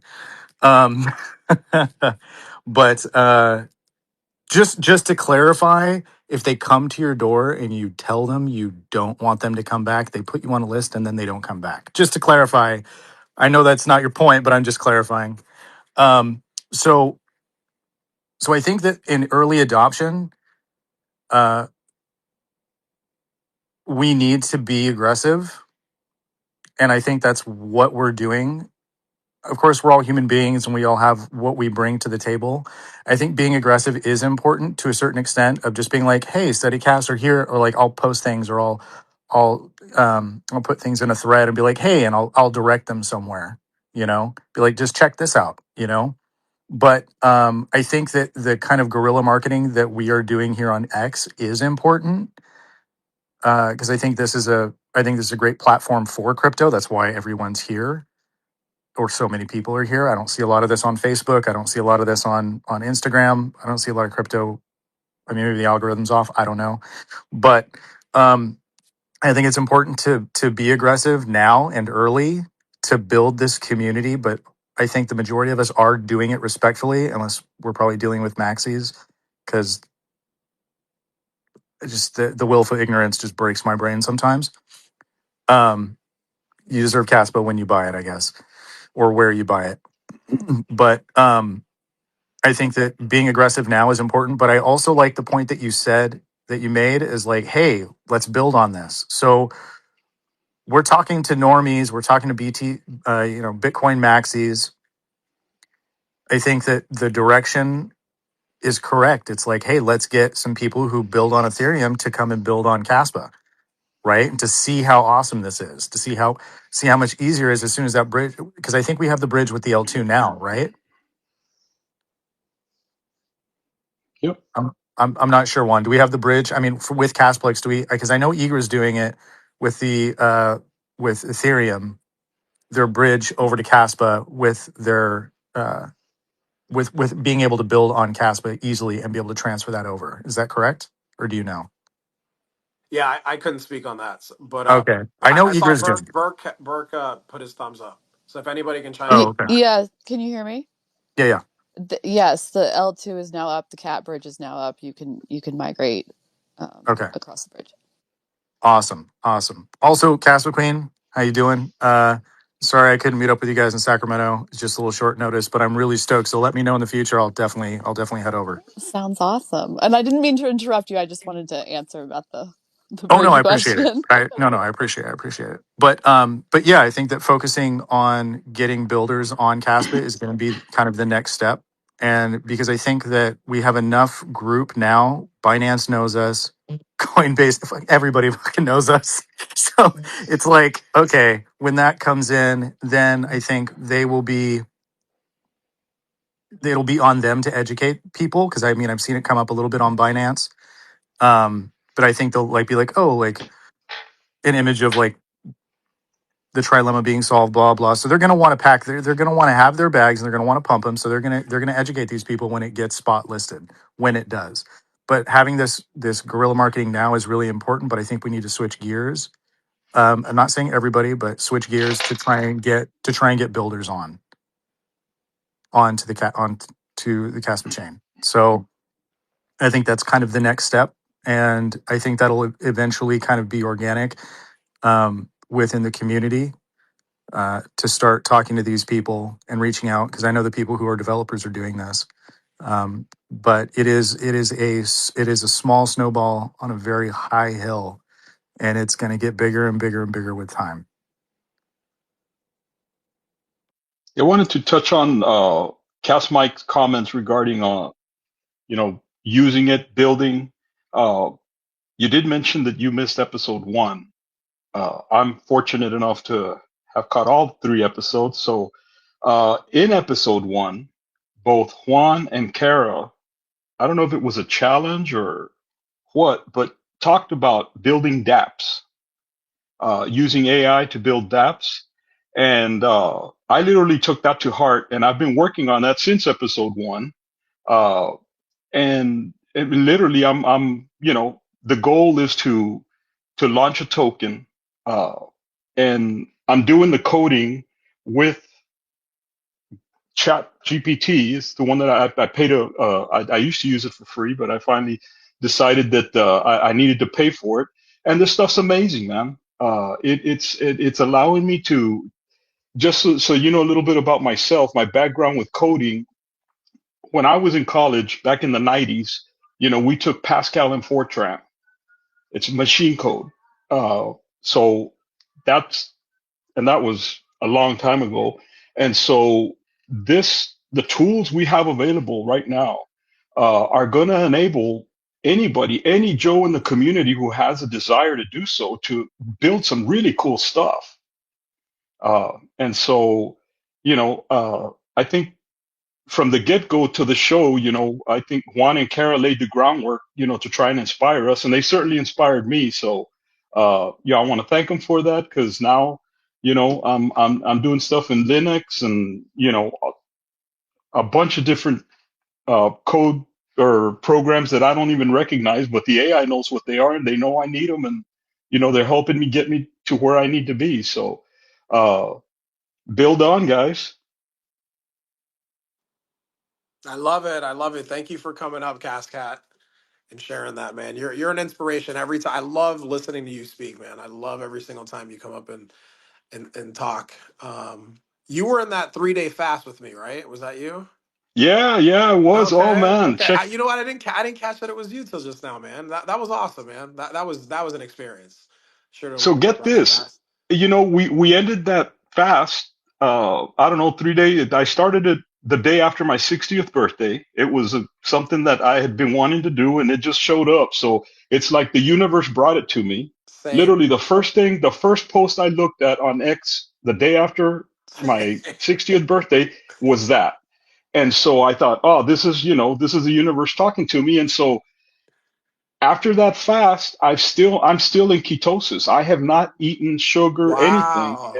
and I'm losing weight like crazy. That It's is insane, man. beautiful. That oh man, I mean, like you were inspiring in that a little 3 day fast that we had. It was the first time that I made it 3 days, and that third day was something. And I definitely, I not can't say the same as you, but no, man. Thank you first of all for coming up and sharing. And you were right. Kara talked about uh, the challenge, right, with us building something. And I'm dedicating my time to this community. So whether it's running the show with Kara and having conversations with people within the community, there's things coming that I'm going to be launching. I haven't thought of a meme coin, so I'm not particular to any of that. But thank you for coming up and sharing your journey and what you're doing. You're an inspiration, my man. So keep at it. Thank you for being on the show the last 3 weeks too, brother. Means a lot. Oh man, well, thank you guys for putting this on every week. It's a great show, and I'll be here every week. Sign Love it. out. I'll be Love it. listening. Thank you Love guys. it. Love it. Go ahead, Carol. Thanks, Kat. I just wanted to reiterate for those who may have missed what the challenge is. I'm going to repeat the challenge just in case anyone here wants to get involved in helping Kaspa by developing on it. Even if you have no coding experience, I have good news for you. We have ChatGPT, we have AI, we have Grok, we have Gemini, we have Bard, you name it. We have Midjourney. We have all sorts of help. So I want to give everyone a challenge. Pick an AI program. I specifically recommend Grok, but use any of them and say, hey, how can I build a dApp on Kaspa using smart contracts? And put the prompt in and say, guide me step by step how to do this. And then tell me how long it'll take. Grok told me how I could build a decentralized marketplace using smart contracts in 1 hour. So I challenge everyone here to use AI and build something, anything you want, and then tell us what you build. That's the challenge. I accept your challenge. You just have been Awesome. so inspirational. I love listening to you all, and it's funny that Jehovah's Witness was brought up because there was Jehovah's Witness at the airport this afternoon, and I was making the same connections between casts, and I was like, we're really pushing this, and I didn't really like the perspective it was going, but hearing you all talk about turning it into a creative outlet and prove it, like be the change you want to see in the world, and build and create and design and use cast, because that's the joy, is it can be the peer-to-peer money, and we can use it. It's quick, it's secure, it's like everything, it's decentralized, it's everything you need.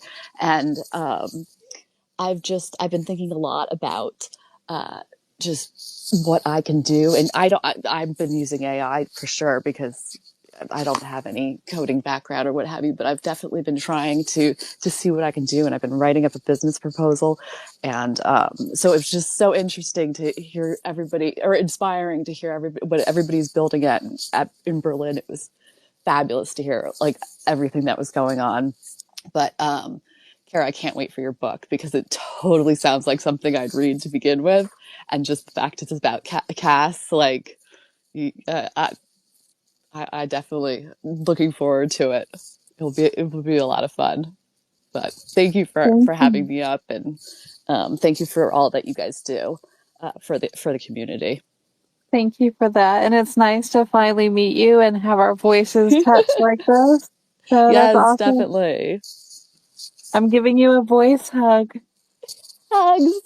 Love hugs. And that was the best part in Berlin. Like everybody I met, it was like hugs. Like I felt like I knew everybody. We have such like a great community. It really, I know this was being discussed earlier, just like if it's a different type of person. Like I feel like we're more interested in building each other up and making the entire ecosystem better, than in like fighting and being mean to each other. What, like, we want to grow, we want to evolve. Um, so Casper Queen, I have to ask, woman to woman, how does yes. it feel to be constantly mistaken for a man every time you type anything online? Yeah. Well, I just assume everybody's a queer woman, so I'm right there on their level. I can't. It seems as if every single day or every other day someone says that I'm just a dude pretending to be a woman. And I get that all the time. And I say to people, does this mean that women aren't allowed to have crypto? That we're Right. not allowed to be excited about crypto? Does this mean that we're not allowed to have any knowledge whatsoever about crypto because woman, right? And so Right. it's so But there refreshing to are so me. many accounts. Like there was account, because I always love to follow the women like that. I'm like, I want to grow our little female community, and I was reading this person, it's obviously a guy, how they wrote and what the things that they said, but of course the pictures are all of them pretending to be, you know what I mean, some blonde, and I'm like, this is just like that. Like, I see why people question it, but at the same time, that's why I put my voice out there. It's like, you know what I mean, I am who I say I am, kind of thing. Like, there's no reason to hide. I want transparency. I feel like if we're going to be able to move forward, we need to come into the light, and crypto can't be sketchy. You know what I mean? Fiat finances, all that shit's sketchy enough. You know what I mean? Like, we need to come above it. So, Natalie Brunell, she's a Bitcoiner, a maxi. She just came out with a book called Bitcoin is for Everyone. And oh, I don't agree with that at all, but I That's a respect misleading it. title. I yeah. respect it and I respect her, and I'm looking forward to reading that, even though I disagree with the title entirely. I have high respect for her and what she's bringing to the table. But yeah, I hear what you're saying about how this is basically for everyone. We all have access to this. It's for men, it's for women, it's for families, it's for children even. Children can use Kaspa. Oh Children my have gosh, wallets these days. I met the cutest nacho holder last night, and she was, or the youngest holder, um and it was just so fabulous to see the next generation, because yeah, that's, they're amazing. That's wonderful.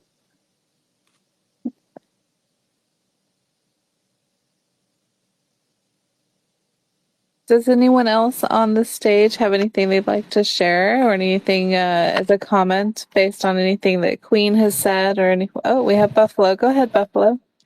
Sorry, I'm like taking a lot of mic time tonight. I just wanted to share something. If anybody in Caspa hasn't watched the Plan K videos, I posted one of them on my page. It goes into the history of money. So it starts from like money all the way up to Caspa. And it's really, really fascinating. It's a 4-part series by Plan K. And he just kills it. And if you don't feel conviction, watch that stuff. It is so good. Definitely worth a watch or listen to if anybody hasn't watched it yet. And Um, worth watching again. yes, worth I watching do have to again. say, it's just one of those ones that I really do enjoy. I love those Play K videos. Yeah, no, they're great. So I posted if anybody, I don't know how many people we have in here, or if anybody's kind of just listening or just trying to like, you know, hear what hear what the Casper community is like, but definitely check it out if you guys haven't. It's on YouTube, and you can click the link on my page. Thank you so much. And yes, even though it might seem like there's just a small number of us here, I can tell you we get hundreds and hundreds of playbacks after the show is over on recording. So it will have a pretty good reach. And then I will be archiving this on my YouTube channel to even expand that reach further. So if you do share something here, it will go far beyond those of us in this room. And yeah, most of our listeners are actually not here, but they do want to hear what we have to say. So yeah, if you have something that you want out there, speak it.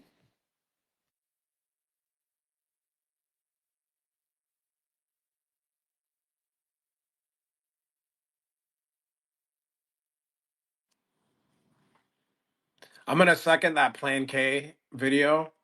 That if you haven't seen it, it's a must watch within this Casper community because he does one of the best jobs at breaking it down and what money is. So Buffalo, thank you for mentioning him. I don't know if Kara's familiar with him, but I brought it up to Kara earlier when we were talking before the show. So happy that you brought him up. It's great. Oh You yeah, know, guys, I wealth of don't information. know. I just want to say there's often Bitcoiners that are mentioned. Do I know this Bitcoiner? Do I know that Bitcoiner?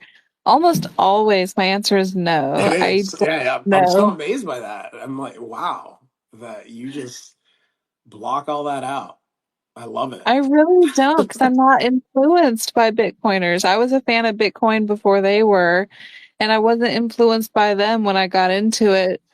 And now that I'm into Kaspa, I'm more interested in educating people about Kaspa than learning from Bitcoiners, because for me, I feel I've evolved from that. Well, Plan K That's just is me. Plan K is a Kaspa. He was a former Bitcoin maxi who converted fully to Kaspa, and he talks about how Kaspa is the end game, Woo! and you would trust me if you haven't listened to it, It's on like Kara. the history of money. It's definitely a more It's of a macro look yes, on finances. a lot. It's really worth watching. Absolutely, Kara. And Okay. based on some of the things that we talked about, even offline, like you would, I think you would really enjoy it. So, Send me a um, link.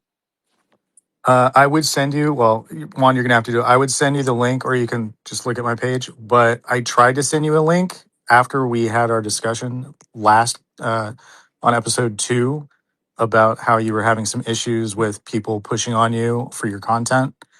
And it blocked me from speaking to you, which was, I've never had on X. That's I tried to send you a video. It was in relation to what we had talked about, and I was like, "Oh, Kara needs to see this because this is not obviously she knows it's not only happening to her, but it's happening to to some pretty prominent figures." And I was like, "Oh, she'll appreciate this." And I sent it, and then it wouldn't go through, and it said something like, message not delivered. I tried it and it wouldn't work, and then it made me verify if I was a human being. And I was like, okay, is this a protocol just because I uh, don't send? Yeah, it was like, you need to verify who you are. And I was like, what? It was just really weird. that's not coming from me. I don't know why, but yeah, please send me a text or something. Hopefully it'll come through. That's ridiculous. I don't have any special hurdles for people to jump through to send me anything, so I don't understand where that's coming Yeah, from. I yeah, I didn't think so either. It was just random because it was kind of lined up with what we were talking about. And I'm like, why can't I send this to her? Like, what's going on? Big brother, stop it. Big brother's always gotta have that control. True Okay, story. I just put the link in the chat to this episode.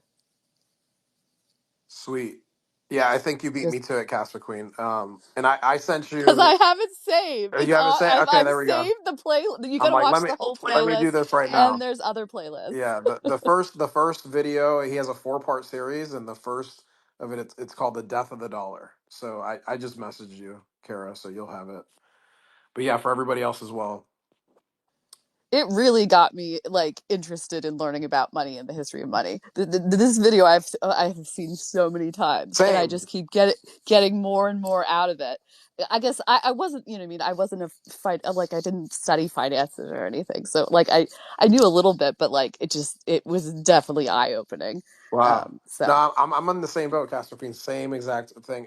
I was a big fan. Not this is relevant, but I was a big fan of The Office when it first came out on Netflix, and I would always have The Office in the background while I was working because it's just familiar and it's one of my favorite shows of all time.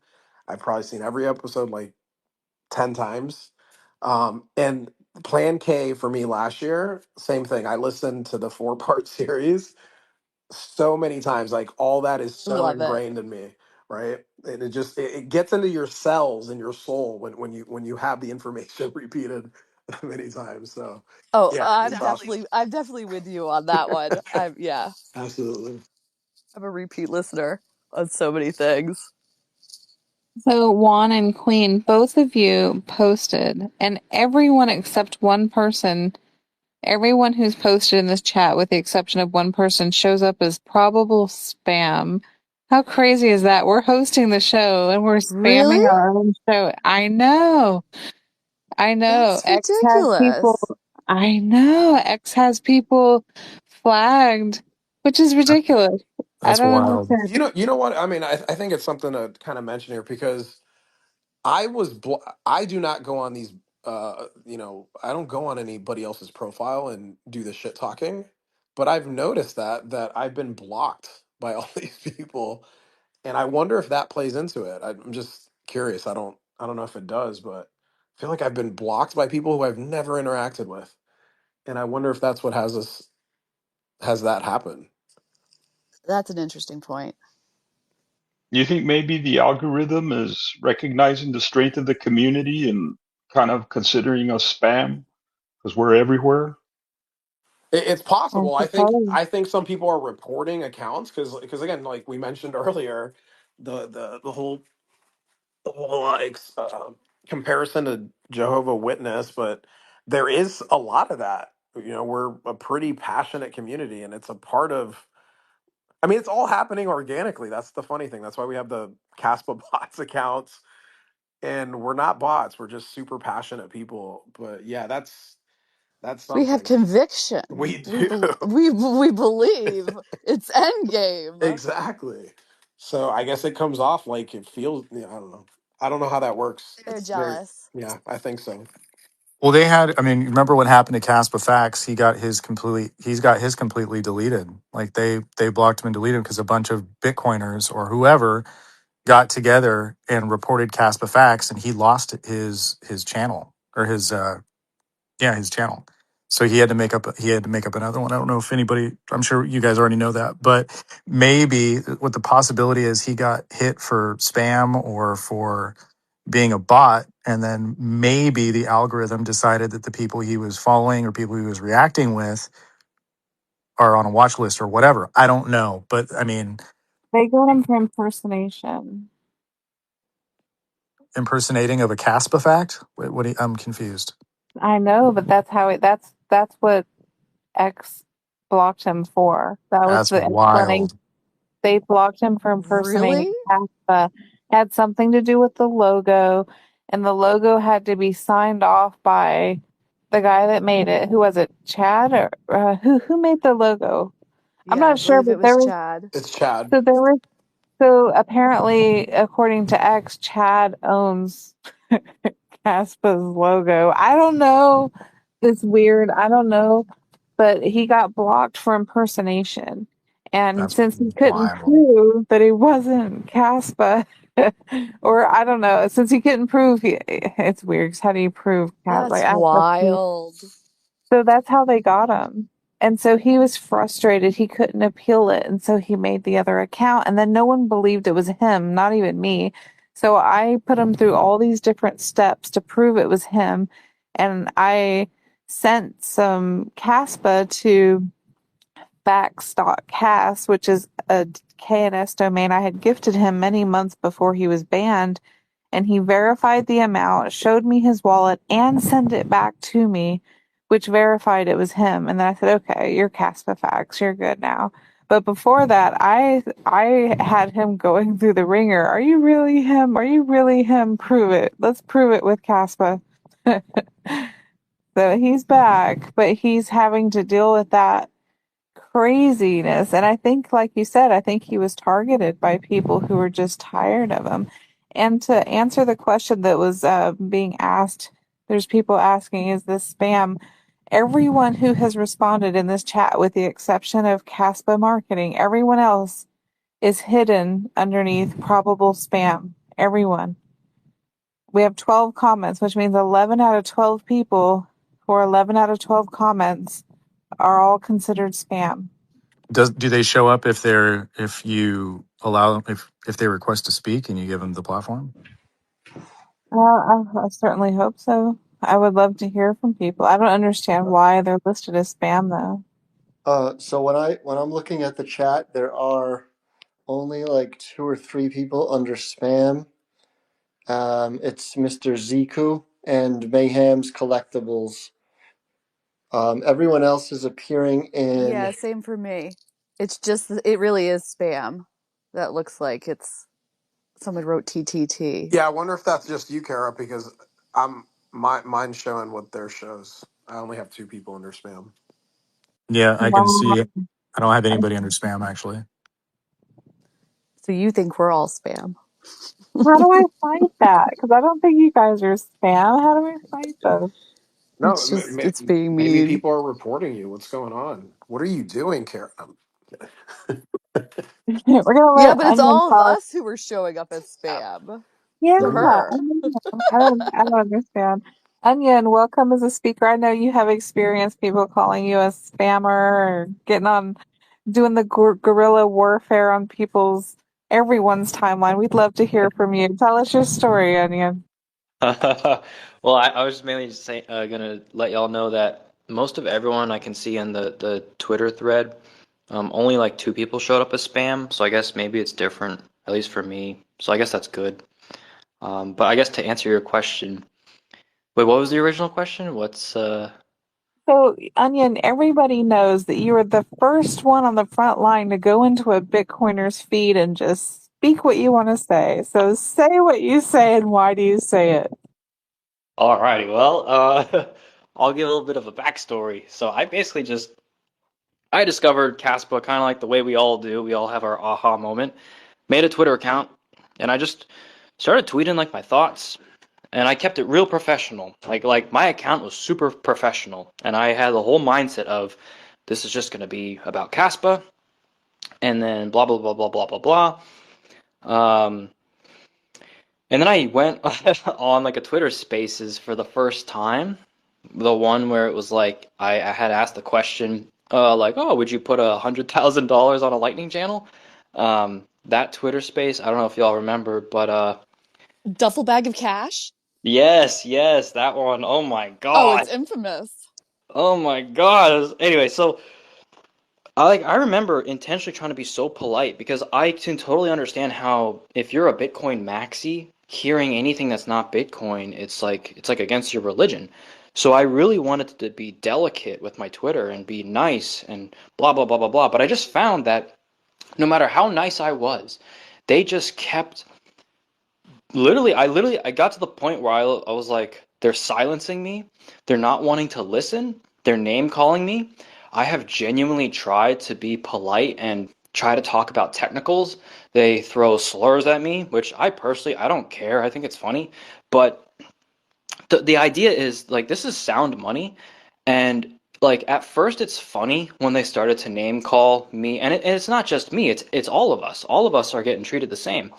Um, I basically realized I'm like they're just bullying us at this point. So I just was thinking about it. I'm like, all right, well, screw it. If they're bullying me, I'm gonna bully them back. So I just started just speaking my mind, no filter, no nothing. Probably I said a lot of things I probably shouldn't say. I'm probably very close to getting banned at any moment, but who cares? Um, but yeah, I just found that and I found it's very effective. Like it's like really it's not good because I get blocked a lot, but I guess my objective is I used to be very kind, cool, and collected through the tweets, but I realized if I reflect their same energy back to them, they react and they don't like it. And so I'm hoping to mirror themselves back to them, and they just block me. And I don't know. I'm trying to think of how I say this, but um, yeah, I think I'm just using my account as a way to just mirror themselves back to them, and then they don't like it, and then they just block me. So I don't know.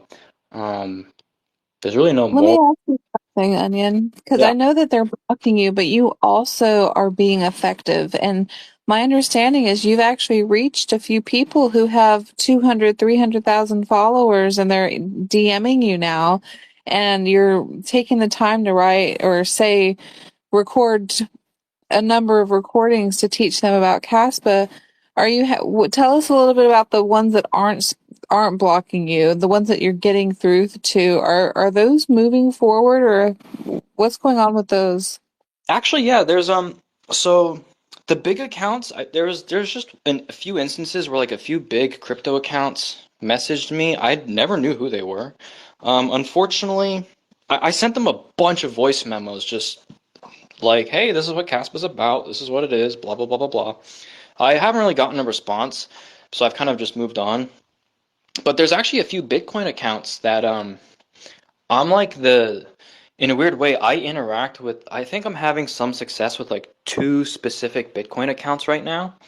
They're smaller, but they got like each 10K followers. They always engage with the Caspa stuff. So, um, I don't know. I guess we're all loud and we're all annoying as hell. We're all the Jehovah's Witnesses that are.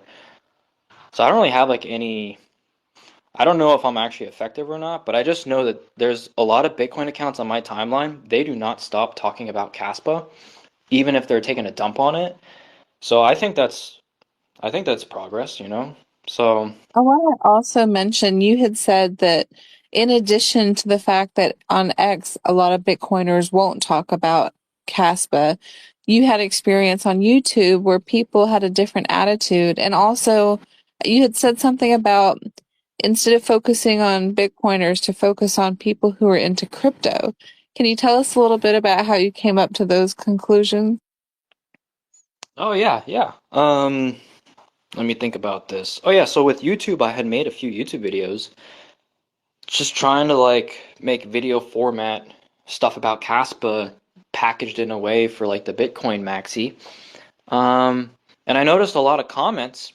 There were the usual Bitcoin maxi comments, but I just noticed there were more curious Bitcoiners in my comment section. They were genuinely asking about Caspa. They're like, "Hey, I've been in Bitcoin. Like, what? This is all new to me. Hearing about Caspa." They're like, "Where can I learn more? Where can I buy Caspa?" So that was maybe 10% of the, maybe 15% of the comments, which I've never seen. Like on Twitter, I've pretty much 99% of the time I interact with a Bitcoiner, it's either I'm made fun of, mocked, silenced, or blocked. So I just found on YouTube it's like a 15% success rate, which I thought was amazing. Like that's um like maybe YouTube's more of a like a maybe toxic, or maybe Twitter maybe attracts, I don't want to say the wrong people, but maybe Oh, Twitter is toxic. yeah. Just admit it. Mhm. Exactly. And I'm not helping either. I've but yeah, um so yeah, that's really that. And as far as that goes, I hope that answers the question. So, Onion, tell us what causes chronic knee pain.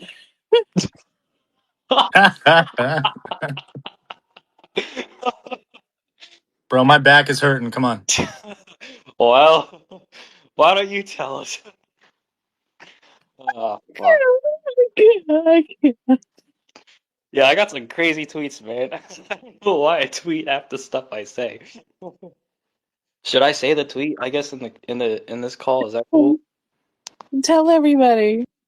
All right, so some Bitcoiner they posted like some chart, or at least if I remember correctly, they posted something about Caspa trying to like say some talk some shit. And clearly like they weren't using their heads. So I just said something along the lines of like new study shows a new study shows that the average Caspa holder has chronic knee pain, and it's because I think I said because our balls are so heavy from holding the hardest money on the planet. So so I don't know. That's what I spend my free time doing. I was wondering why my balls felt so heavy today. I was wondering. That's what's causing my knee pain. That's what it is, Kara. 100%. You got a bag of Caspa right there. I love that. And see, Onion, that's why I like that you're on the front lines because you bring humor to this. And I think humor is a really good way to dissolve a lot of the backbiting and the fire. And sure, you can bring the fire, but I love that you bring the humor. And I think that's one reason why people flock to you and love your posts because you just come at it with these irreverent responses, and I love it. I think it's awesome. Thank you so much. Yeah, That means a they're lot. That really means a lot. funny. You do definitely bring humor into it, which creates more of a positive feeling, I feel like. Oh, thank you so much. That means a lot. That means a lot. I really appreciate y'all. Thank you. Yeah, and Onion, I mean, you were one of the most polite people at the beginning, and it's I mean, you were one of the first people I reached out to on Twitter, and I remember you were just game to. I go, no, we need to set up our own spaces. We need to talk, and because you were so nice, so I know you a lot of times you question what you do, but I mean, getting the feedback that you're getting here from all of us, and I'll reiterate it 100%. You do you, and I do think that it's important that people are themselves, and this is a part of the adoption process. It's being mocked and doubted and propaganda. There's just that there's so much propaganda out there, and we like Kara just said, we need people on the front lines, Oh, and we need people on the front lines, and you're one of those people. And I love your tweets and how funny you are. I think it's absolutely necessary. So don't question what you do, um, especially when you're getting it right back in return, man. So hell yeah. I love y'all. Thank you so much. That's like very, absolutely, man. very kind of y'all. And y'all are on the front lines too. We all are. We all have our unique perspectives and everything. And I think that's what makes this community so freaking awesome is we're not all just doing the same thing. Oh, number go up, number go up. When is the 21 million? Like all of us are so we all have our own like I don't know how to put it, but like yeah, we're all like very gifted. We all have come to this conclusion through whatever life has brought us, and we're spreading it in the way that we think is best. And I think it's working. All of us are doing great. So I think we just keep doing what we're doing. Yeah, yeah, we all have our personalities, and we're all not retarded, so that really helps. Oh yeah, exactly, exactly. That helps a lot. So yeah, I will say, this is just a fun fact. This is just a little pro Caspa tip if y'all want it. The quickest way I've noticed a 100% success rate on how to instantly get blocked. It works on every Bitcoin account. I've only done this like 3 times, and every time I've done it, I always get blocked. Um, if you screen record, like find a Bitcoin Twitter account and and you screen record and you filter their tweets by price. You type the word price and you screen record scrolling through the timeline and you just tweet at them and you say all you know how to talk about is price and you show them the screen recording of their entire posts they've ever posted and it just has the word price, price, price, price, price, price. 100% of the time I've done that, I've gotten blocked. So for some reason, it really upsets them when you say all you know how to talk about is price. So I don't know, but pro tip. That's Yeah, I'll put that in my ammo bag. yeah, I don't know if I want to get blocked, but I guess if I want to, that's a good way to do it. Hey, oh, anyways, I'm gonna hop off. Thanks for having me join. I appreciate it. Y'all are awesome. This is always a great space. This is freaking awesome. So keep it up, y'all. This is awesome. Thank you. Thank you, Onion, and thank you so much to our Thanks, man. different speakers tonight. We're going to be winding down in a few minutes here. I do want to say if people are enjoying our show, whether here or on Vivor, and you want to support us, you can send us Caspa to beneaththesurface.cast, and it will be split 50-50 between Juan and I, and will actually also help go towards the transaction fee that actually we pay to be on Vivor. So anything helps us out here. And we also want to reach out and give a shout out to Crumpet Media, which we're a part of, as well as Blockchain Banter, our other co-host, Lavendi Pro and Chris, who you can listen to on Monday afternoons. We're going to continue doing this Wednesday evenings. We're having a lot of fun doing this. And if there are things that you're developing, if you take that challenge and you create a dApp, let us know. Send Juan or me, either one of us, send us a little summary of what you're doing, and then we can schedule a time for you to be on the show so that we can talk about what you've built and what's going on with that.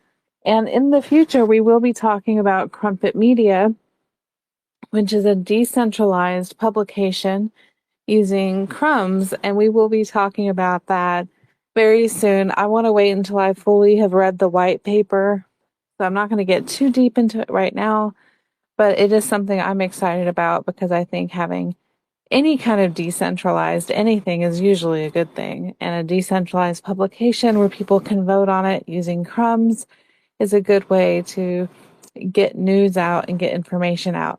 So we will be talking about that in the future.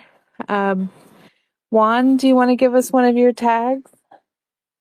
I'll end it with that, but I wanted to mention something really quick before we do end it, and that's I see him in the space. It's Bishop. I had a great conversation with him today, and there's a lot of synchronicity, so much happening here. I'm excited to be hosting the show with you, Kara. It's brought out this side of me that I haven't. I've shared before. I've kind of been in my little bubble. I built my businesses online, like not interacting with people most of the time, especially over the past 7 years. So I've this is you guys are my community, you're my people, and I'm still trying to figure out, hey, how can I continue to contribute?